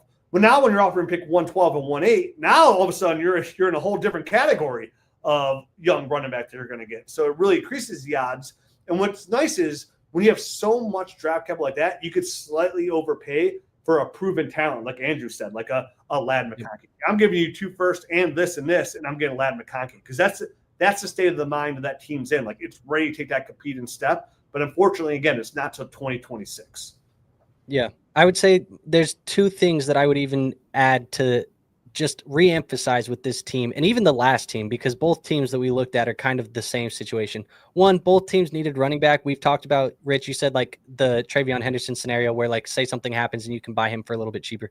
You have opportunities for Judkins on both of these teams right now. You could look at Judkins to get both of these teams a running back.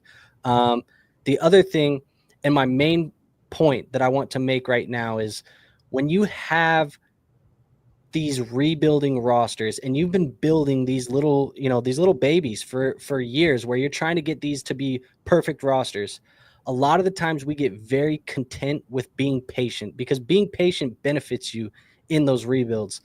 But eventually you have to stop being patient and start ripping the Band-Aid off and start flipping the switch.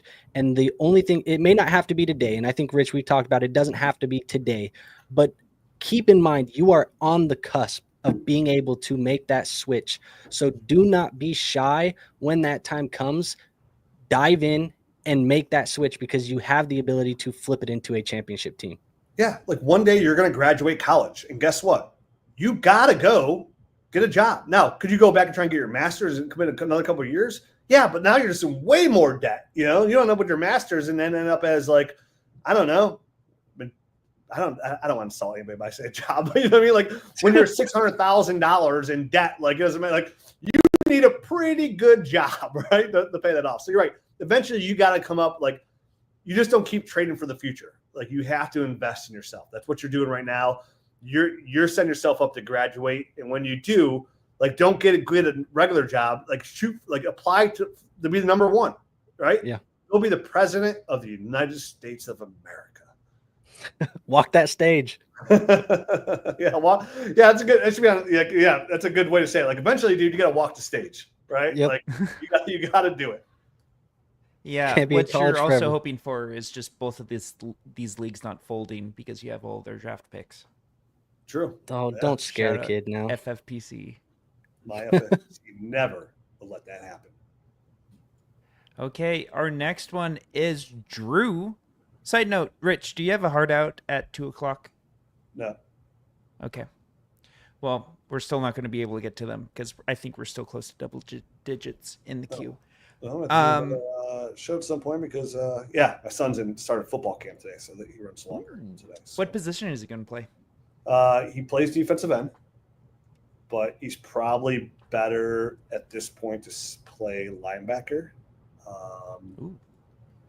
He's 6 foot, 190, all muscle. I try to tell him all the time. I'm like, dude, you're just because his brother compare him to tell him all the time. I'm like, dude, he's my son, and I don't say this because I'm very realistic when I watch this football. He has a chance to play D1 ball. He wants to. He's come out 2 torn labrum, so we'll see how it goes this year. But Dang. yeah, up to this point, he's like one of those genetic freaks. Obviously, it's not after me, so Just maybe like it's you. mama. But he's a genetic freak, man. And I tell him all the time, I'm like, dude, like you have something here where somebody like can work extremely hard and not be able to get what you have that comes naturally, which is speed, size, strength, and smarts. I remember the first time he played football in middle school, and he started both ways the whole time. He played left tackle and defensive end. And the first time he took his first couple snaps at left tackle, I'm like, wow, dude, he moves his feet like perfectly, like, and just did just came natural to him. So I try to tell him all the time, like, dude, you have, like, God's given you something that he doesn't give to everybody. It's on you to really kind of like milk it now. So we'll see. I'll be proud either way. More proud if he goes plays for Ohio State. What happens if the only offer is from Michigan? Are you nope? You're fine with that, or what would happen? Okay, first of all, I get asked that question a lot, right? Because people know, like, I don't hate a lot of sports teams. I don't have a lot of. I don't like the University of Michigan. Sorry, got these Buckeye leaves all over my arm for no reason. But my answer is always the same. If you're getting a full ride offer to Michigan, you are 100% getting other offers elsewhere. Like that's not like an option. Like it might be like Maryland or Tennessee. So like that's where that doesn't hold weight. But at the same time, if he's getting 100% offer for Michigan, and then say like, but that was it. Like say the new rule was like you can only get offer for one school. And Michigan like won the lottery on my son, like as a draft. I would rather pay the full tuition elsewhere for my kid to go to Michigan because I couldn't root for him. I get asked people like, oh, what if your son did really well and he got drafted by the Ravens and they were playing the Browns? I would wish for my son to do well, but I still want the Browns to win. So here's another 8-team league. This is out of 28 episodes. These are the only 8-team leagues I've seen. Again, myffpc.com, Twitter, like find a couple more friends. Yeah, come on, go to a bar, have a couple. 18 leagues. Is the advice just get more friends? I mean, okay, on to the next roster. Yeah, get out of your 18 leagues and grow up. If I'm being completely honest, this is not a dig, but this is like what people are like. What's wrong with it? It's like one, like you said, everybody's a contender. If you win, I don't feel as great because I'm 1 out of 8. It's not a big deal. Like my son, for their baseball tournament, their last tournament of the year this year, a couple teams had to drop out. There's only 3 teams that came in second place. It's not 3 teams. Like, look, okay, whatever. Yeah, big deal. If you win, the prize, like you won, we all play for like the legend of coming in first place. Like, it's 1 out of 8. Not as hard to do because your odds are better. And then 2, and then if you're playing for like the money, like the prize pool is probably not as good either. So like, not a joy. Not to talk you down. I'm just saying, like, I would look at doing like an expansion, a dispersal draft, and I would try really hard to increase my leagues. And then you just pick a dispersal draft, and everybody get like, say you start 8 or 9. Okay, everybody gets to keep 9 players. That's it. And then you do a dispersal draft, and they're guaranteed the 1-1 and the 1-2 pick, and they draw straws for it, right, for that first year, and then you just go into it. Like, you'll be surprised how many teams will join leagues like that, and you hold that dispersal draft. It's more fun, right? The more people, it's got to be harder to trade. Trading's one of the funnest part about Dynasty. Everybody teams are okay. Like, the more teams, the better. Like 12 to me is like, I honestly don't even want to play in 10-man leagues. I really don't. I'm in one 10-man league. It's okay. Like, I wish it was 12. So that's why when we say, another 8-man league, and I get it. I think it just eliminates a little bit of the strategy that is Dynasty. Like you said, there's not a lot of rebuilders, if any at all. And that just takes a lot of stuff out of this. But I think really, it does come down to, like, you have to have super teams to even be competitive. And looking at this roster, Josh Allen, JJ McCarthy, Jared Goff, Sanders, Kirk Cousins, you got Jonathan Taylor, Judkins, Henry, then some running backs that are young with Tootin, Ray Davis, Mason, Garendo, Drake London, JSN, AJ Brown, Jalen Waddle, DK Metcalf, Pearsall, Kyle Williams, and then tight ends, you got Hawkinson, Kraft, Ingram, and a lot of your first round draft capital over the next couple of years, 26, 27, 28, all of those still intact. So we got some ammunition here. I think really, though, again, looking at, this roster, and I don't know if Pete's still there for us, but scrolling up, I just feel like the team is still lacking a little bit of some of that elite talent. We have Taylor and Henry, which is there. Judkins, right now it's a little bit of a question mark. How do you feel about this roster, though, Rich? Like, we have juggernaut pieces like Allen and I think London and AJ Brown, but is it enough, with this number one team? Like, obviously we don't feel super ready to go in yet. We still need to add pieces, right? So compared to the last 8-player team, like, I feel 1,000% better about this team going into it. Cause right out the gate. I just want, like, all I'm really looking for here is a running back. That's all I'm looking for. So my 26th first is immediately on the table. I am giving it up. It's off my team, and I'm finding the best running back we could find here, because you have Josh Allen, Jared Goff, and I'm a massive JJ McCarthy fantasy production guy starting this year. Glad to hear it. I'm all in on that. You got Jonathan Taylor, who's going to eat this year.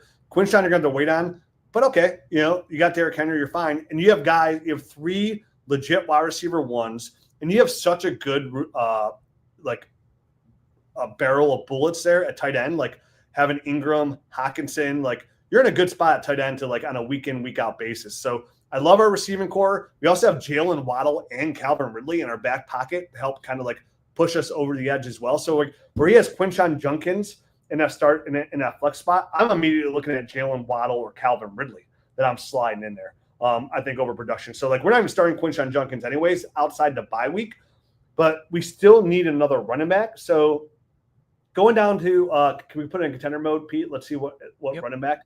Because, like, I think once we do that, we could compete with anybody. Like that like our quarterbacks alone could help.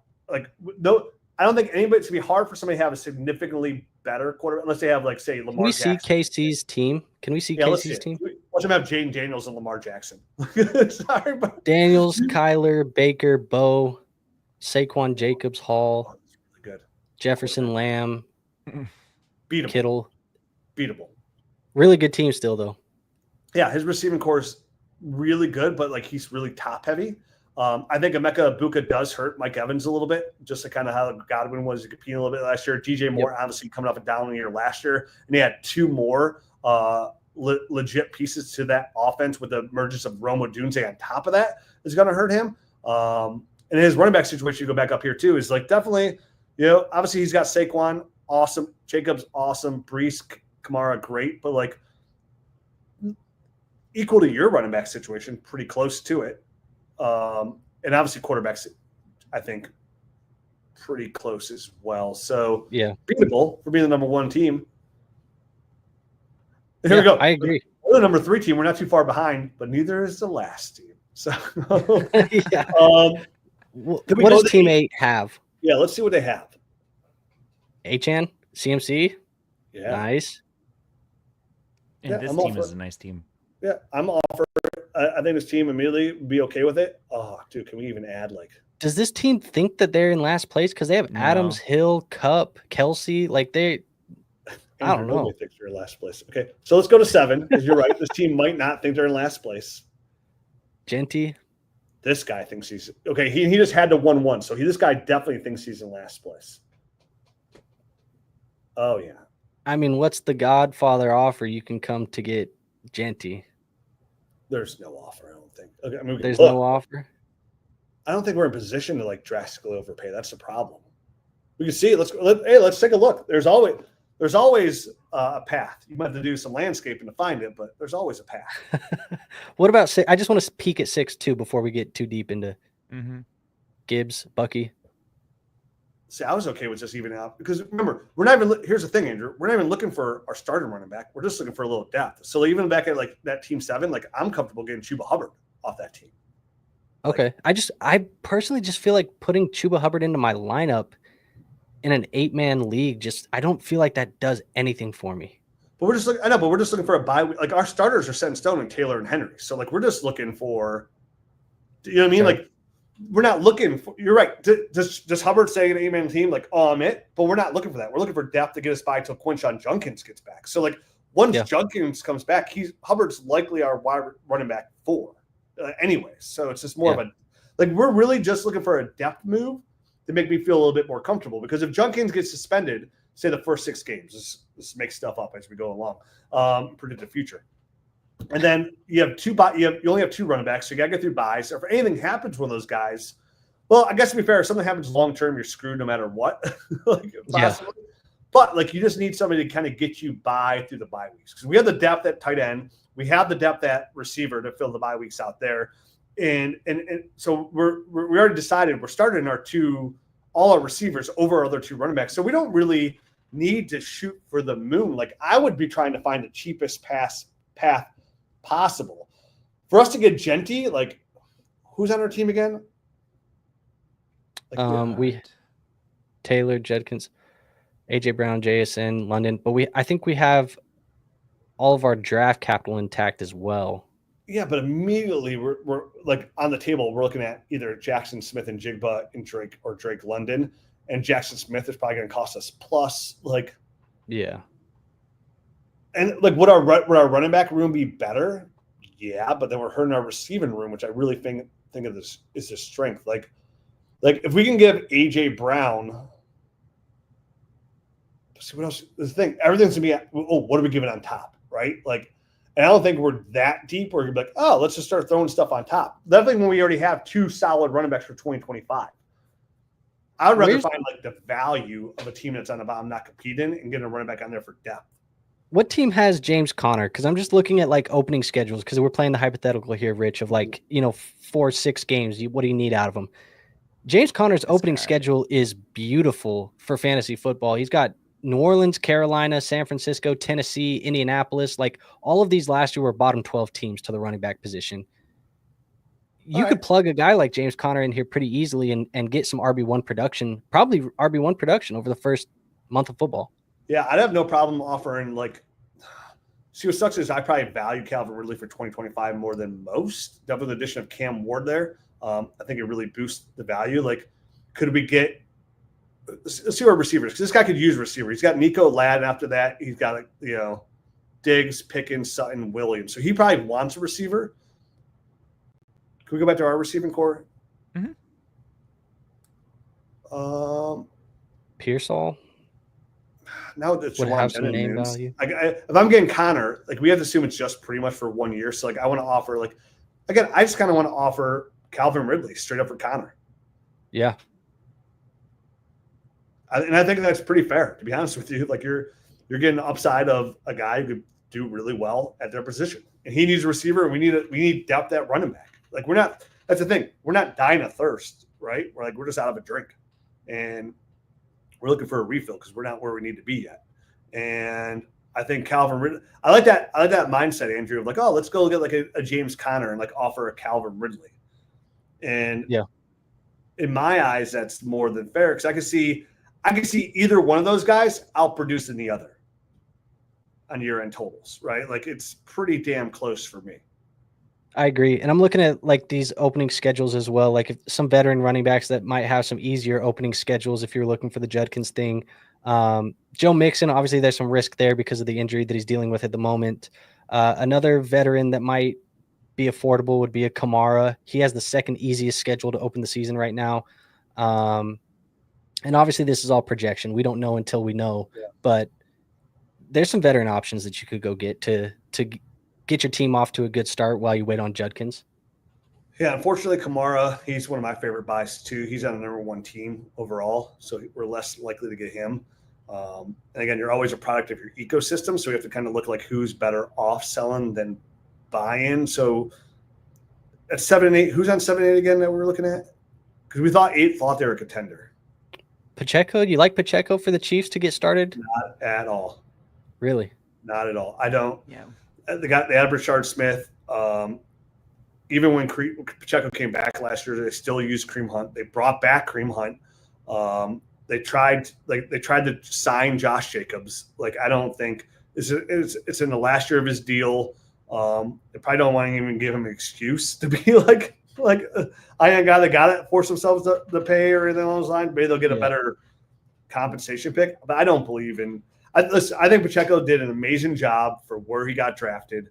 Product of being a really good team and a really good system, but I think it's going to be more of a timeshare than we thought. And I think what the big problem with Pacheco is like a lot of his PPR work. Even if he's still the first, second down guy, I don't think he's going to get a ton of PPR work. And I think it's literally going to sweep his legs when it comes to value. I barely view Pacheco. If I have Pacheco, I don't even look at it like I'm starting him at all. You know what I mean? Like that's my opinion of Pacheco. So I wouldn't give up anything of value for him because it's like I don't think I'd start him over anybody we got at any point.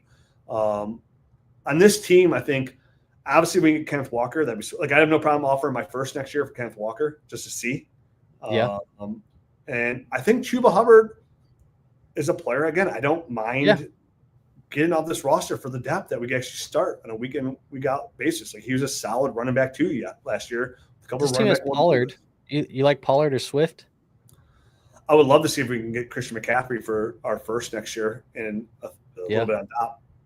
I know you said and he's got the depth too, having Hampton, Achane, Pollard, and Swift. Like he might be willing to do that. But again, if he thinks he's a legit contender, which he probably does, like I wouldn't mind offering like Calvin Ridley in our first even for Christian McCaffrey because McCaffrey offers us 1-1 upside and really puts us to the top.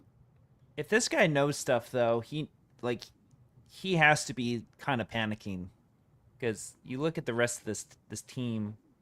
Does he have his picks? I mean, it's a sinking ship. He does. Yeah. Yeah. I mean, if Loveland hits, but he's starting Pittman.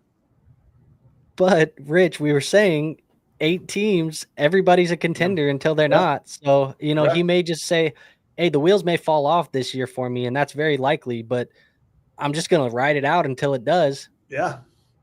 Which is what I would do if I had this team. I'm like, dude, I have a chance to win. Like, I'm going to go for it until I'm not, right? Like, yeah. I have nothing to lose. All my teams are dinosaurs. Like, who cares? Like, worst case scenario, I have the 8th, like 6 picks instead of the 8th, That's the crazy thing is if you get the 101 in 8-team leagues, you get the 101 and 109. The 109. Yeah, pretty sexy. So, yeah, I think so. I think the the big thing here then for this owner is like see what you can do about adding on just a little bit of running back depth. And I'm not like you don't need to get too fancy. And same thing. Maybe it's a move you have to make like before. Like, do we know when is Taylor and Henry's bye? Baltimore and Indianapolis. Do we know? What week 4 bye? Taylor and Henry's. Yeah. Taylor's bye is week 11. Okay. And Henry's is where are we at? Week 7. Okay. So even like if you're probably in good, like you probably don't even have to make a move. I mean, and look, he's got Jerome Ford. Even though he's got Jerome Ford, so he'll probably get some touches. He's got two, and he's got Jordan Mason for like some like just in case depth there as well. So it's not even like a move he necessarily has to make to contend this year. But I'm still trying to like unload my 26 first and try and get like, if I can get like a guy like Chuba Hubbard, right? Like a 2-year window out of a running back for my first on that team, I feel totally comfortable doing that. Because like you're in a contender mode, 8-man league, your first is whatever in my eyes. Even though it's like worst case 1-8, which is still pretty solid.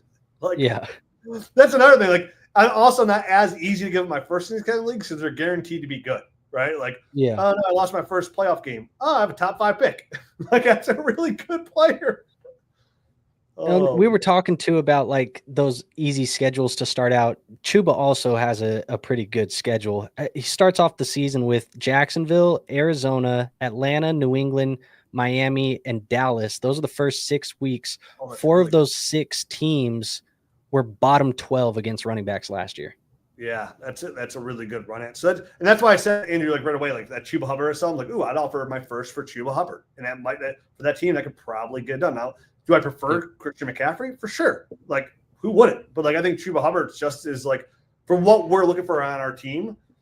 I think the only difference that changes is one, we're putting Christian McCaffrey now in our starting lineup instead of one of those receivers compared to putting one of those receivers in there. But even then, like you probably still start Chuba over those one of those receivers. So I think for me personally, the first, like I'm gonna try and get McCaffrey and I'm gonna try and get Chuba, right? Like I'm offering both those offers out there and see where that gets. But again, this isn't like a pressure cooker, right? The heat's not hot yet. Like you have no urgency to go even on make a move because your team's really strong, like across the board. Mm-hmm. Agreed. We got time for one more? I do. Does Andrew? Let's do it. Let's do it. Sweet. This is Gilbert. This is a 10-team league. Let's see if I can find it. There we go. Defending champion, number 1 guy in contender mode, just traded Rashee Rice, Trevion Henderson, 2027 seconds for Jamar Gibbs. I need a solid quarterback 2 and some. He gave Rashee Rice in 2 seconds for Gibbs and Trevion Henderson. Wow. Jameer Gibbs. I'm trying to think. Great the trade. And this is his team. Henderson, Rice, and 2 seconds for Gibbs. In a 10-team league? Where's Gibbs, though? Yeah, where's Gibbs? Does he have? Is that like just a grade the trade on top of the team review, like from a different league? Let's refresh it. What? I wonder if there was a trade that just went down and he traded away. Yeah, but even Rice isn't on here. Yeah, that's what I'm saying. I don't understand. Well, or because Trevion. this was last week. He submitted it last week. So let's see if we can do some detective work. Well, the Henderson team, you just passed the Henderson team. 8, I think, was it. So is Rice, or 7. maybe the next one, 7? Or 6. Okay, maybe it was 6. You were going through them way fast. All right, Rice is here. So Trevion and Rice. Okay. And So 2 2 seconds. Okay, so Yeah, where's Gibbs? Yeah, but where's Gibbs? Gibbs is on this guy's team. Volcom 12 Stone. The 2 seconds are from Volcom 12 Stone. Is that his team? Yeah, were you on the wrong team? Because that makes sense then. No, he put in his username as this. Well, the team that has Gibbs and sold the 2 seconds Rice and Trevion is the number 1 team. And he said he's the number 1 contender, right? Oh, okay. So, no offense, Gilbert, but you could have worded this a little bit better. So he's just saying the number 1 guy in contender mode just traded. Oh. Right. So he's not saying that he's the number 1. He's just saying the number 1 contender. There we go. So he wants us to grade a trade in the league and then... I don't think he wants to grade it. I think he just mentioned it. I think he's just adding context. Yeah. There we go. Okay. This team uses Keep Trade Cut mostly to gauge trades, and Gruden Files' team is Pick Happy. Sells a lot of his players to load up on. Dude, picks. first of all, that number 1 team is tough. Beautiful. To beat. Even though the receivers aren't for long for this Allen and year. Daniels. Yeah, dude. Bijan and Gibbs. I mean, you get the number 1 and number 2 overall fantasy scores overall on your roster. You got Ingram. You got the guy who I said earlier could be the number one receiver. And then you got the 1 and 2 arguably finished running backs as well. Like, Yeah. Tough to beat. And we're your favorite running back in Pacheco there, Rich. Yeah, so now you're really in trouble. You're cooking now. Oh, man. And you got Jalen Wright, who I'm massive. I'm a big, not massive. I'm just a big fan of Jalen Wright in that offense. But you're a massive fan. Yeah, I'm probably one of the biggest. You got the Dolphin nerd shirt on for him today. I do got the Dolphins nerd shirt on. Well. Supplies in the closet. All right. So, what does our team look like? As I stop drooling over Volcom.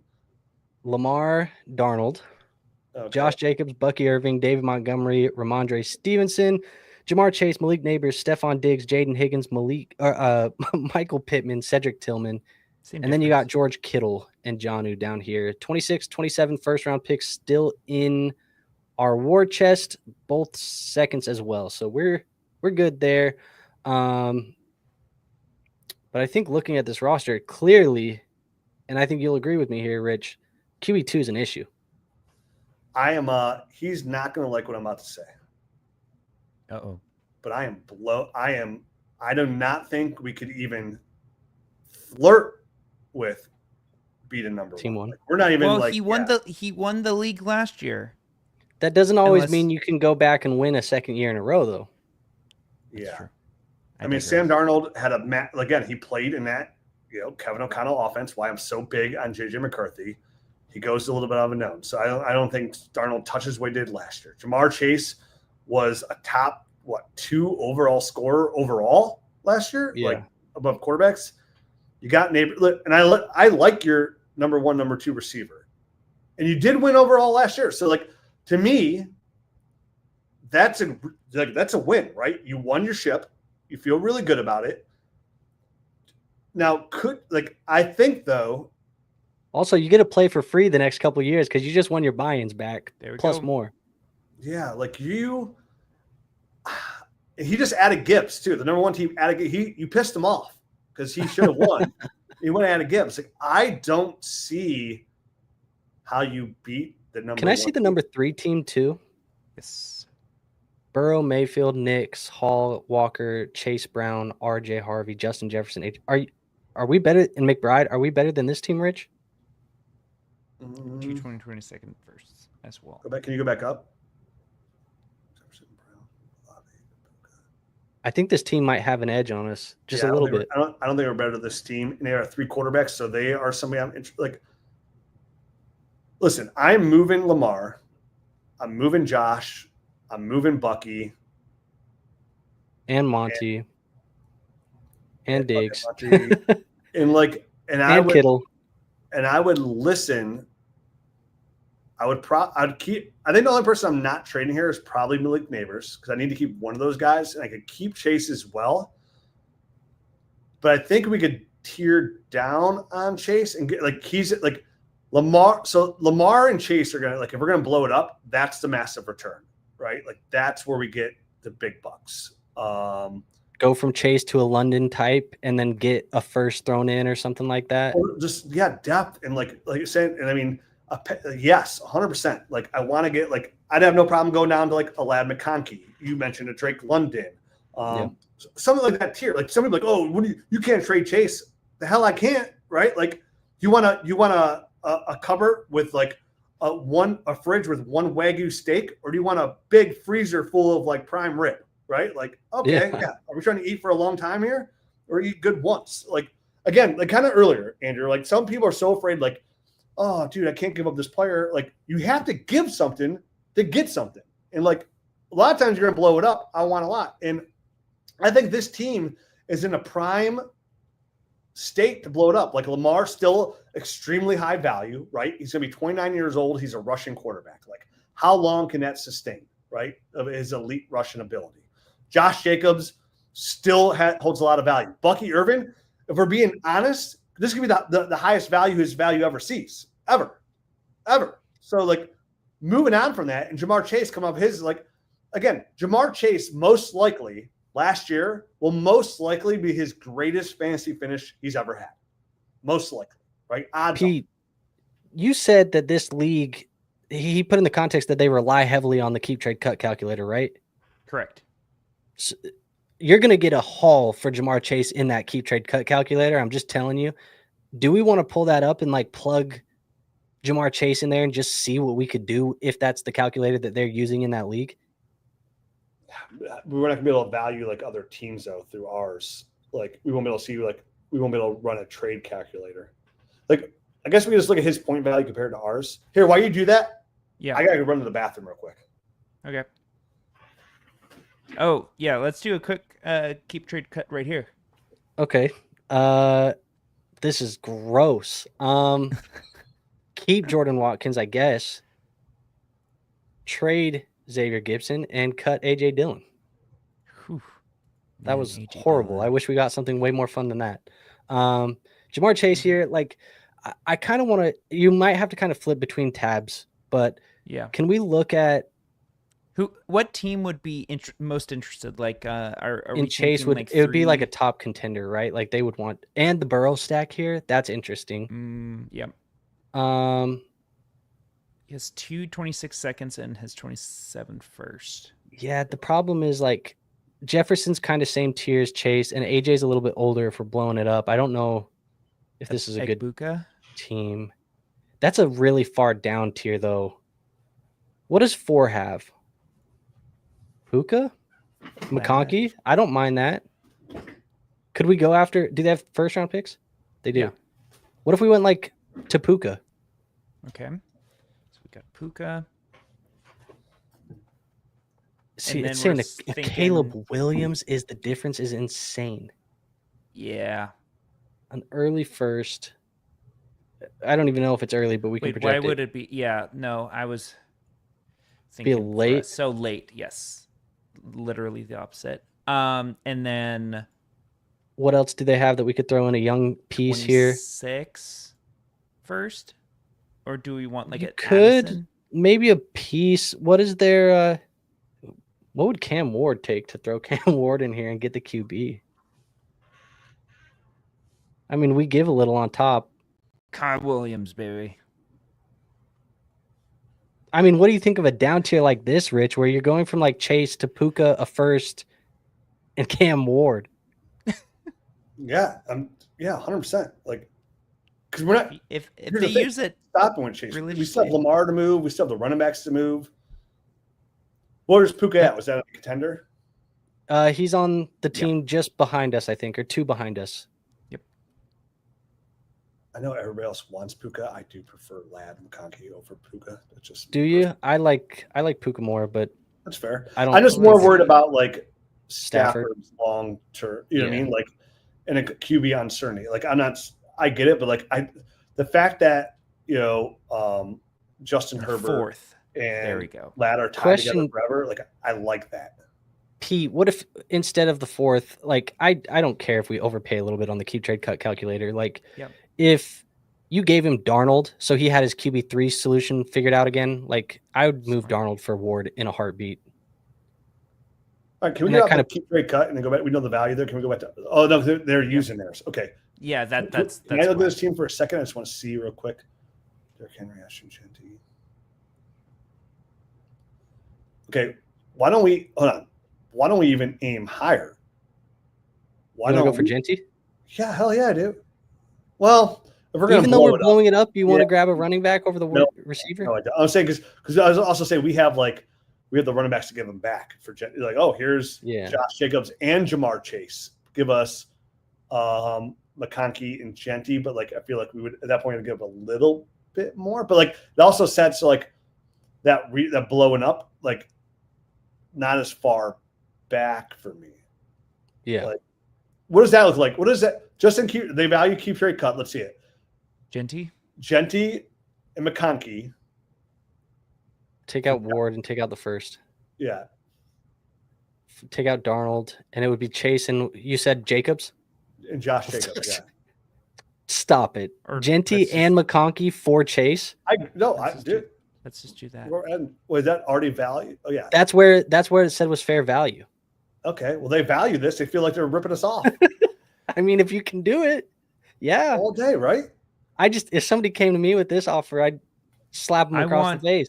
I definitely want Jaheim Bell back though. Dude, that that makes I'm sense. not doing the if trade. they use this trade calculator, which is why you should use the Dynasty trade calculator in the first place, like that means the Jamar Chase side is winning significantly.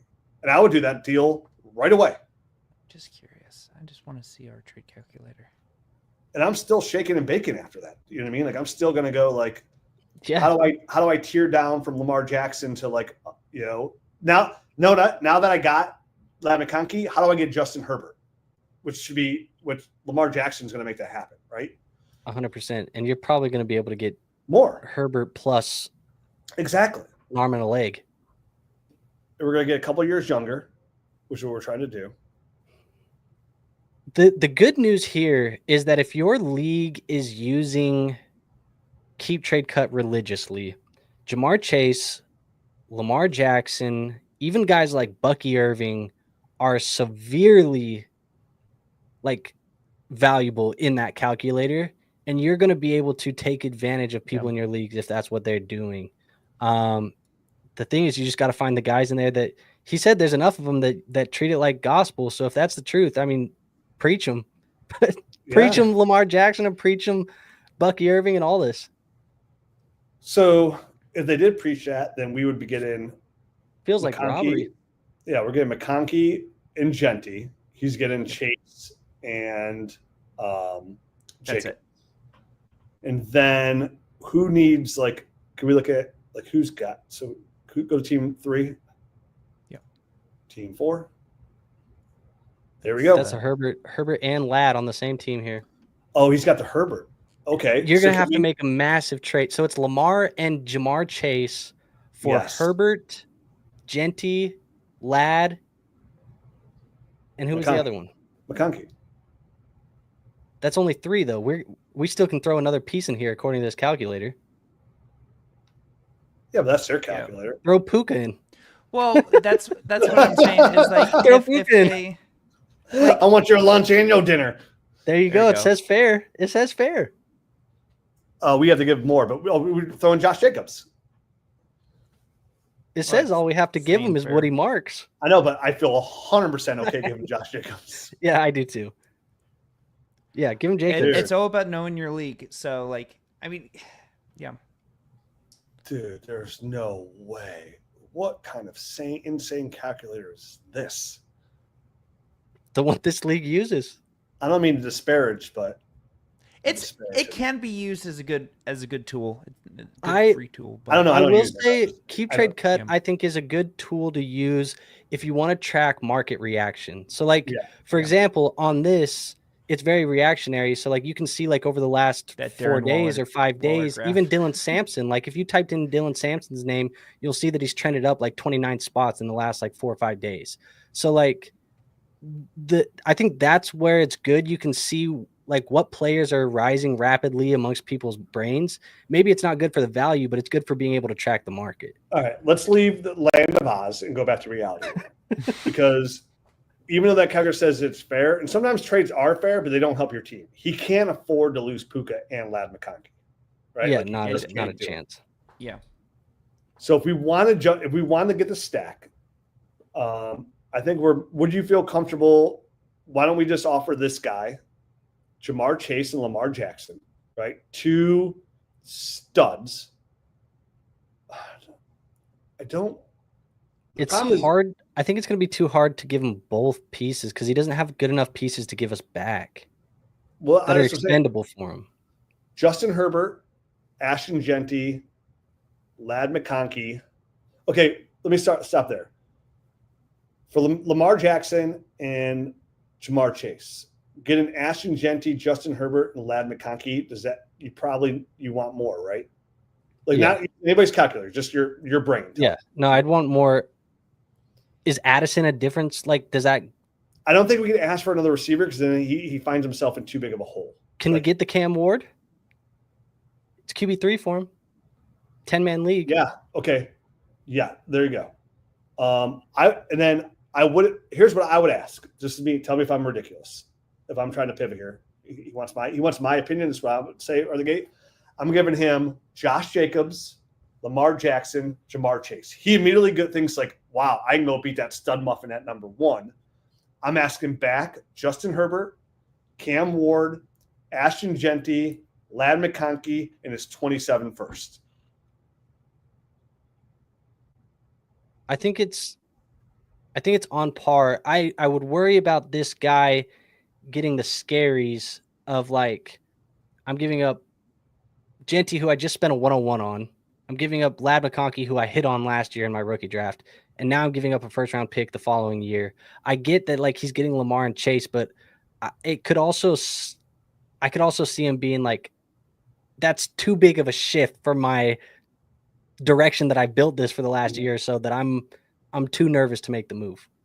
And look, I feel like we're taking all the risk. Like I can easily see a lot of people on the other side of the screen right now going, Rich, you are the dumbest analyst. Like I've told all my friends forever, like you can't get that back in return for Lamar Jackson and Jamar Chase and Josh Jacobs. Like we don't know how much Jacobs got left in the tank. I mean, it could be Derrick Henry you could get 3 more years. And like that, if he gets 3 more years out of Jacobs, you could argue we still lose that trade. You know what I mean? Because like as good as Genty is, he still hasn't taken a snap on the field, right? We are taking risks there. What's the saying, Rich?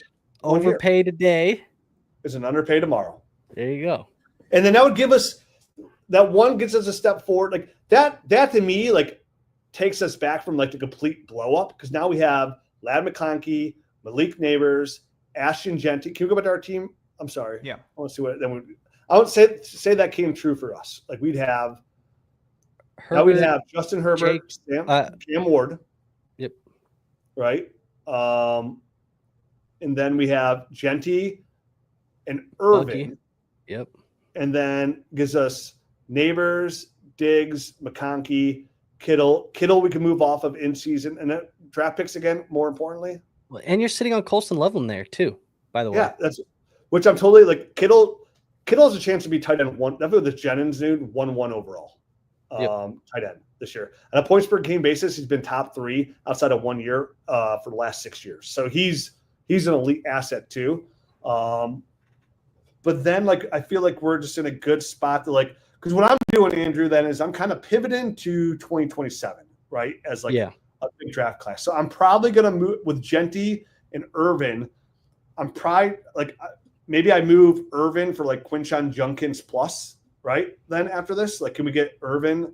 We give up Irvin for Judkins plus, and then we move Kittle in season for like a 27 first. You know what I mean? Like, and it takes you out of this like blow up to almost just like a 1 year retool.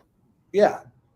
Getting a little bit younger, right? We're going to get a little bit younger. We bolster our QB depth, which definitely needs it. Because again, yeah, you have Lamar Jackson, but if you take Cam Ward and Justin Herbert's points combined, it's going to outproduce Lamar Jackson. And you need 2 of those. Gives you the stack of McConkey. You still have Malik Neighbors, which is really good. And then again, we have those more draft picks to let us play around with for. So that's where I'm at. Pete, did you say we have a nuke? Yeah. Okay. Are we wanting to do that? Do we have time? So this is a serious question because we only allowed ourselves 2 hours for this show. We are 2 hours and 10 minutes. Andrew is new here to the company. I hate going over two hours. I really do. It's a lot of talking. But it is a nuke. And I'm willing to do one more and one more only if Andrew is. Look, I'm a dog. I can do this all day long. I've done 6 hour, 8 hour streams before just drafting best ball teams on stream. So this is nothing to me. Let's do it. Well, that just means we're doing a really good job today. And I'm sorry, Garrett, but you lost your job.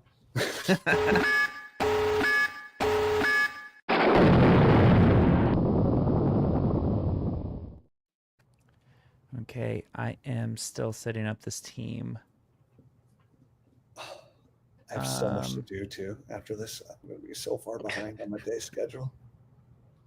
Bought a new pool vacuum. I don't even know if it's working properly. Of course, I didn't read the instructions. I just kind of didn't read the instructions. Pull it out the box and figured it out later. Kind of really, yeah. I kind of just charged it up. So I've always had a corded vacuum, and then it's the first time I'm going cordless. But I put this little bitch in my pool, right? and they even like, dude, look the same, and it ran for hours. So like, I don't know what's like, dude. It's, when you say your vacuum's not sucking hard enough, there's a lot of different ways you can go with that one. But this is a live show, and I'm gonna keep it unedited and keep it clean. So a lot of comparisons we can go there. I actually used to clean pools right out of college. It was a summer of my senior year of college. I was a pool boy. I went all around northern Utah and would clean pools. Yeah, pretty much. So not the same anymore. No, we all get older every day. So, fun fact, Chris is the one who submitted. Yes. He did not include his sleeper username. So, Chris, I sent you an email. If you can respond to that, we will just put it first on the next episode. Look, we're out. You go look at my pool cleaner then. So, rescued by Chris's lack of detail. So, awesome. Well, hey, listen, everybody. As always, you can see. You can submit your roster reviews in summer, in season. We did a bonus show. Andrew's first show was that Friday. You jumped on one? Friday, yeah. So as these comes in, Garrett's on vacation this week. We try to find more time to get these in, to get these roster rescues in. I love doing them. It's a great way to talk, see different team structures and talk crap about 8-man leagues, see different people's teams, and kind of talk like realistic trades, right? Like, again, just because a trade calculator says one thing, it's all about like how your team and the team you're trading with is affected. So I love breaking it down. If you enjoyed all the tools that we had today, like the League Analyzer trade calculator, which is obviously a really good trade calculator, we have that Fast Strap QR code right above Andrew's head. You can scan that. And right now, they just opened their Rabbit Leagues, which is awesome. You can draft a team in less than 20 minutes in best ball with no rake right now. And if you deposit $10 on there, they're going to match your deposit up to $50. But if you do that and play in a game, you're going to get a free 1-year membership to the Nerd Herd, right? Which is going to give you access to the tools that we have, that you saw in the app. We have a lot more tools coming to the app, the film room, the extra podcast, everything that we have to help you be a better Dynasty player 365. You're going to get for a free year by scanning that barcode and put in at least a $10 play, which automatically immediately comes a $20 play. So get on there, with the app and that League Analyzer. Like you said, what people don't realize is that other league, they're like, oh, I live off of keep trade cut, right? Their rank set and their trade calculator. You can have it and put the Dynasty Nerds app. You can just copy that and put it in there and flip back between Dynasty Nerds and then label it keep trade cut and back and then flip it into that mode. And our app will run off at anybody you want, whether it's say Andrew Mott is your favorite analyst, say it's Matthew Berry, say it's JJ Zacharyson. You can import their rank set and the whole app will run off that as well. So we make sure it's very customizable to make sure you have no excuse to say this trade looks stupid, because you can view it from any eyes you want, from the great Rich Dotson to the okay Andrew Motts. You know what I mean? Like it's come on now. I'm just kidding. So yeah, make sure you do that. Check it out. We'll be back with some more shows, more roster rescues here. Always trying to get better, and this is a good way to do it. A ton of fun. And of course, we have the podcast coming out this Wednesday with Matt and I. So Andrew, it was fun. Our first show together, and I can't wait to do it again. Absolutely, me too. Bye. Later.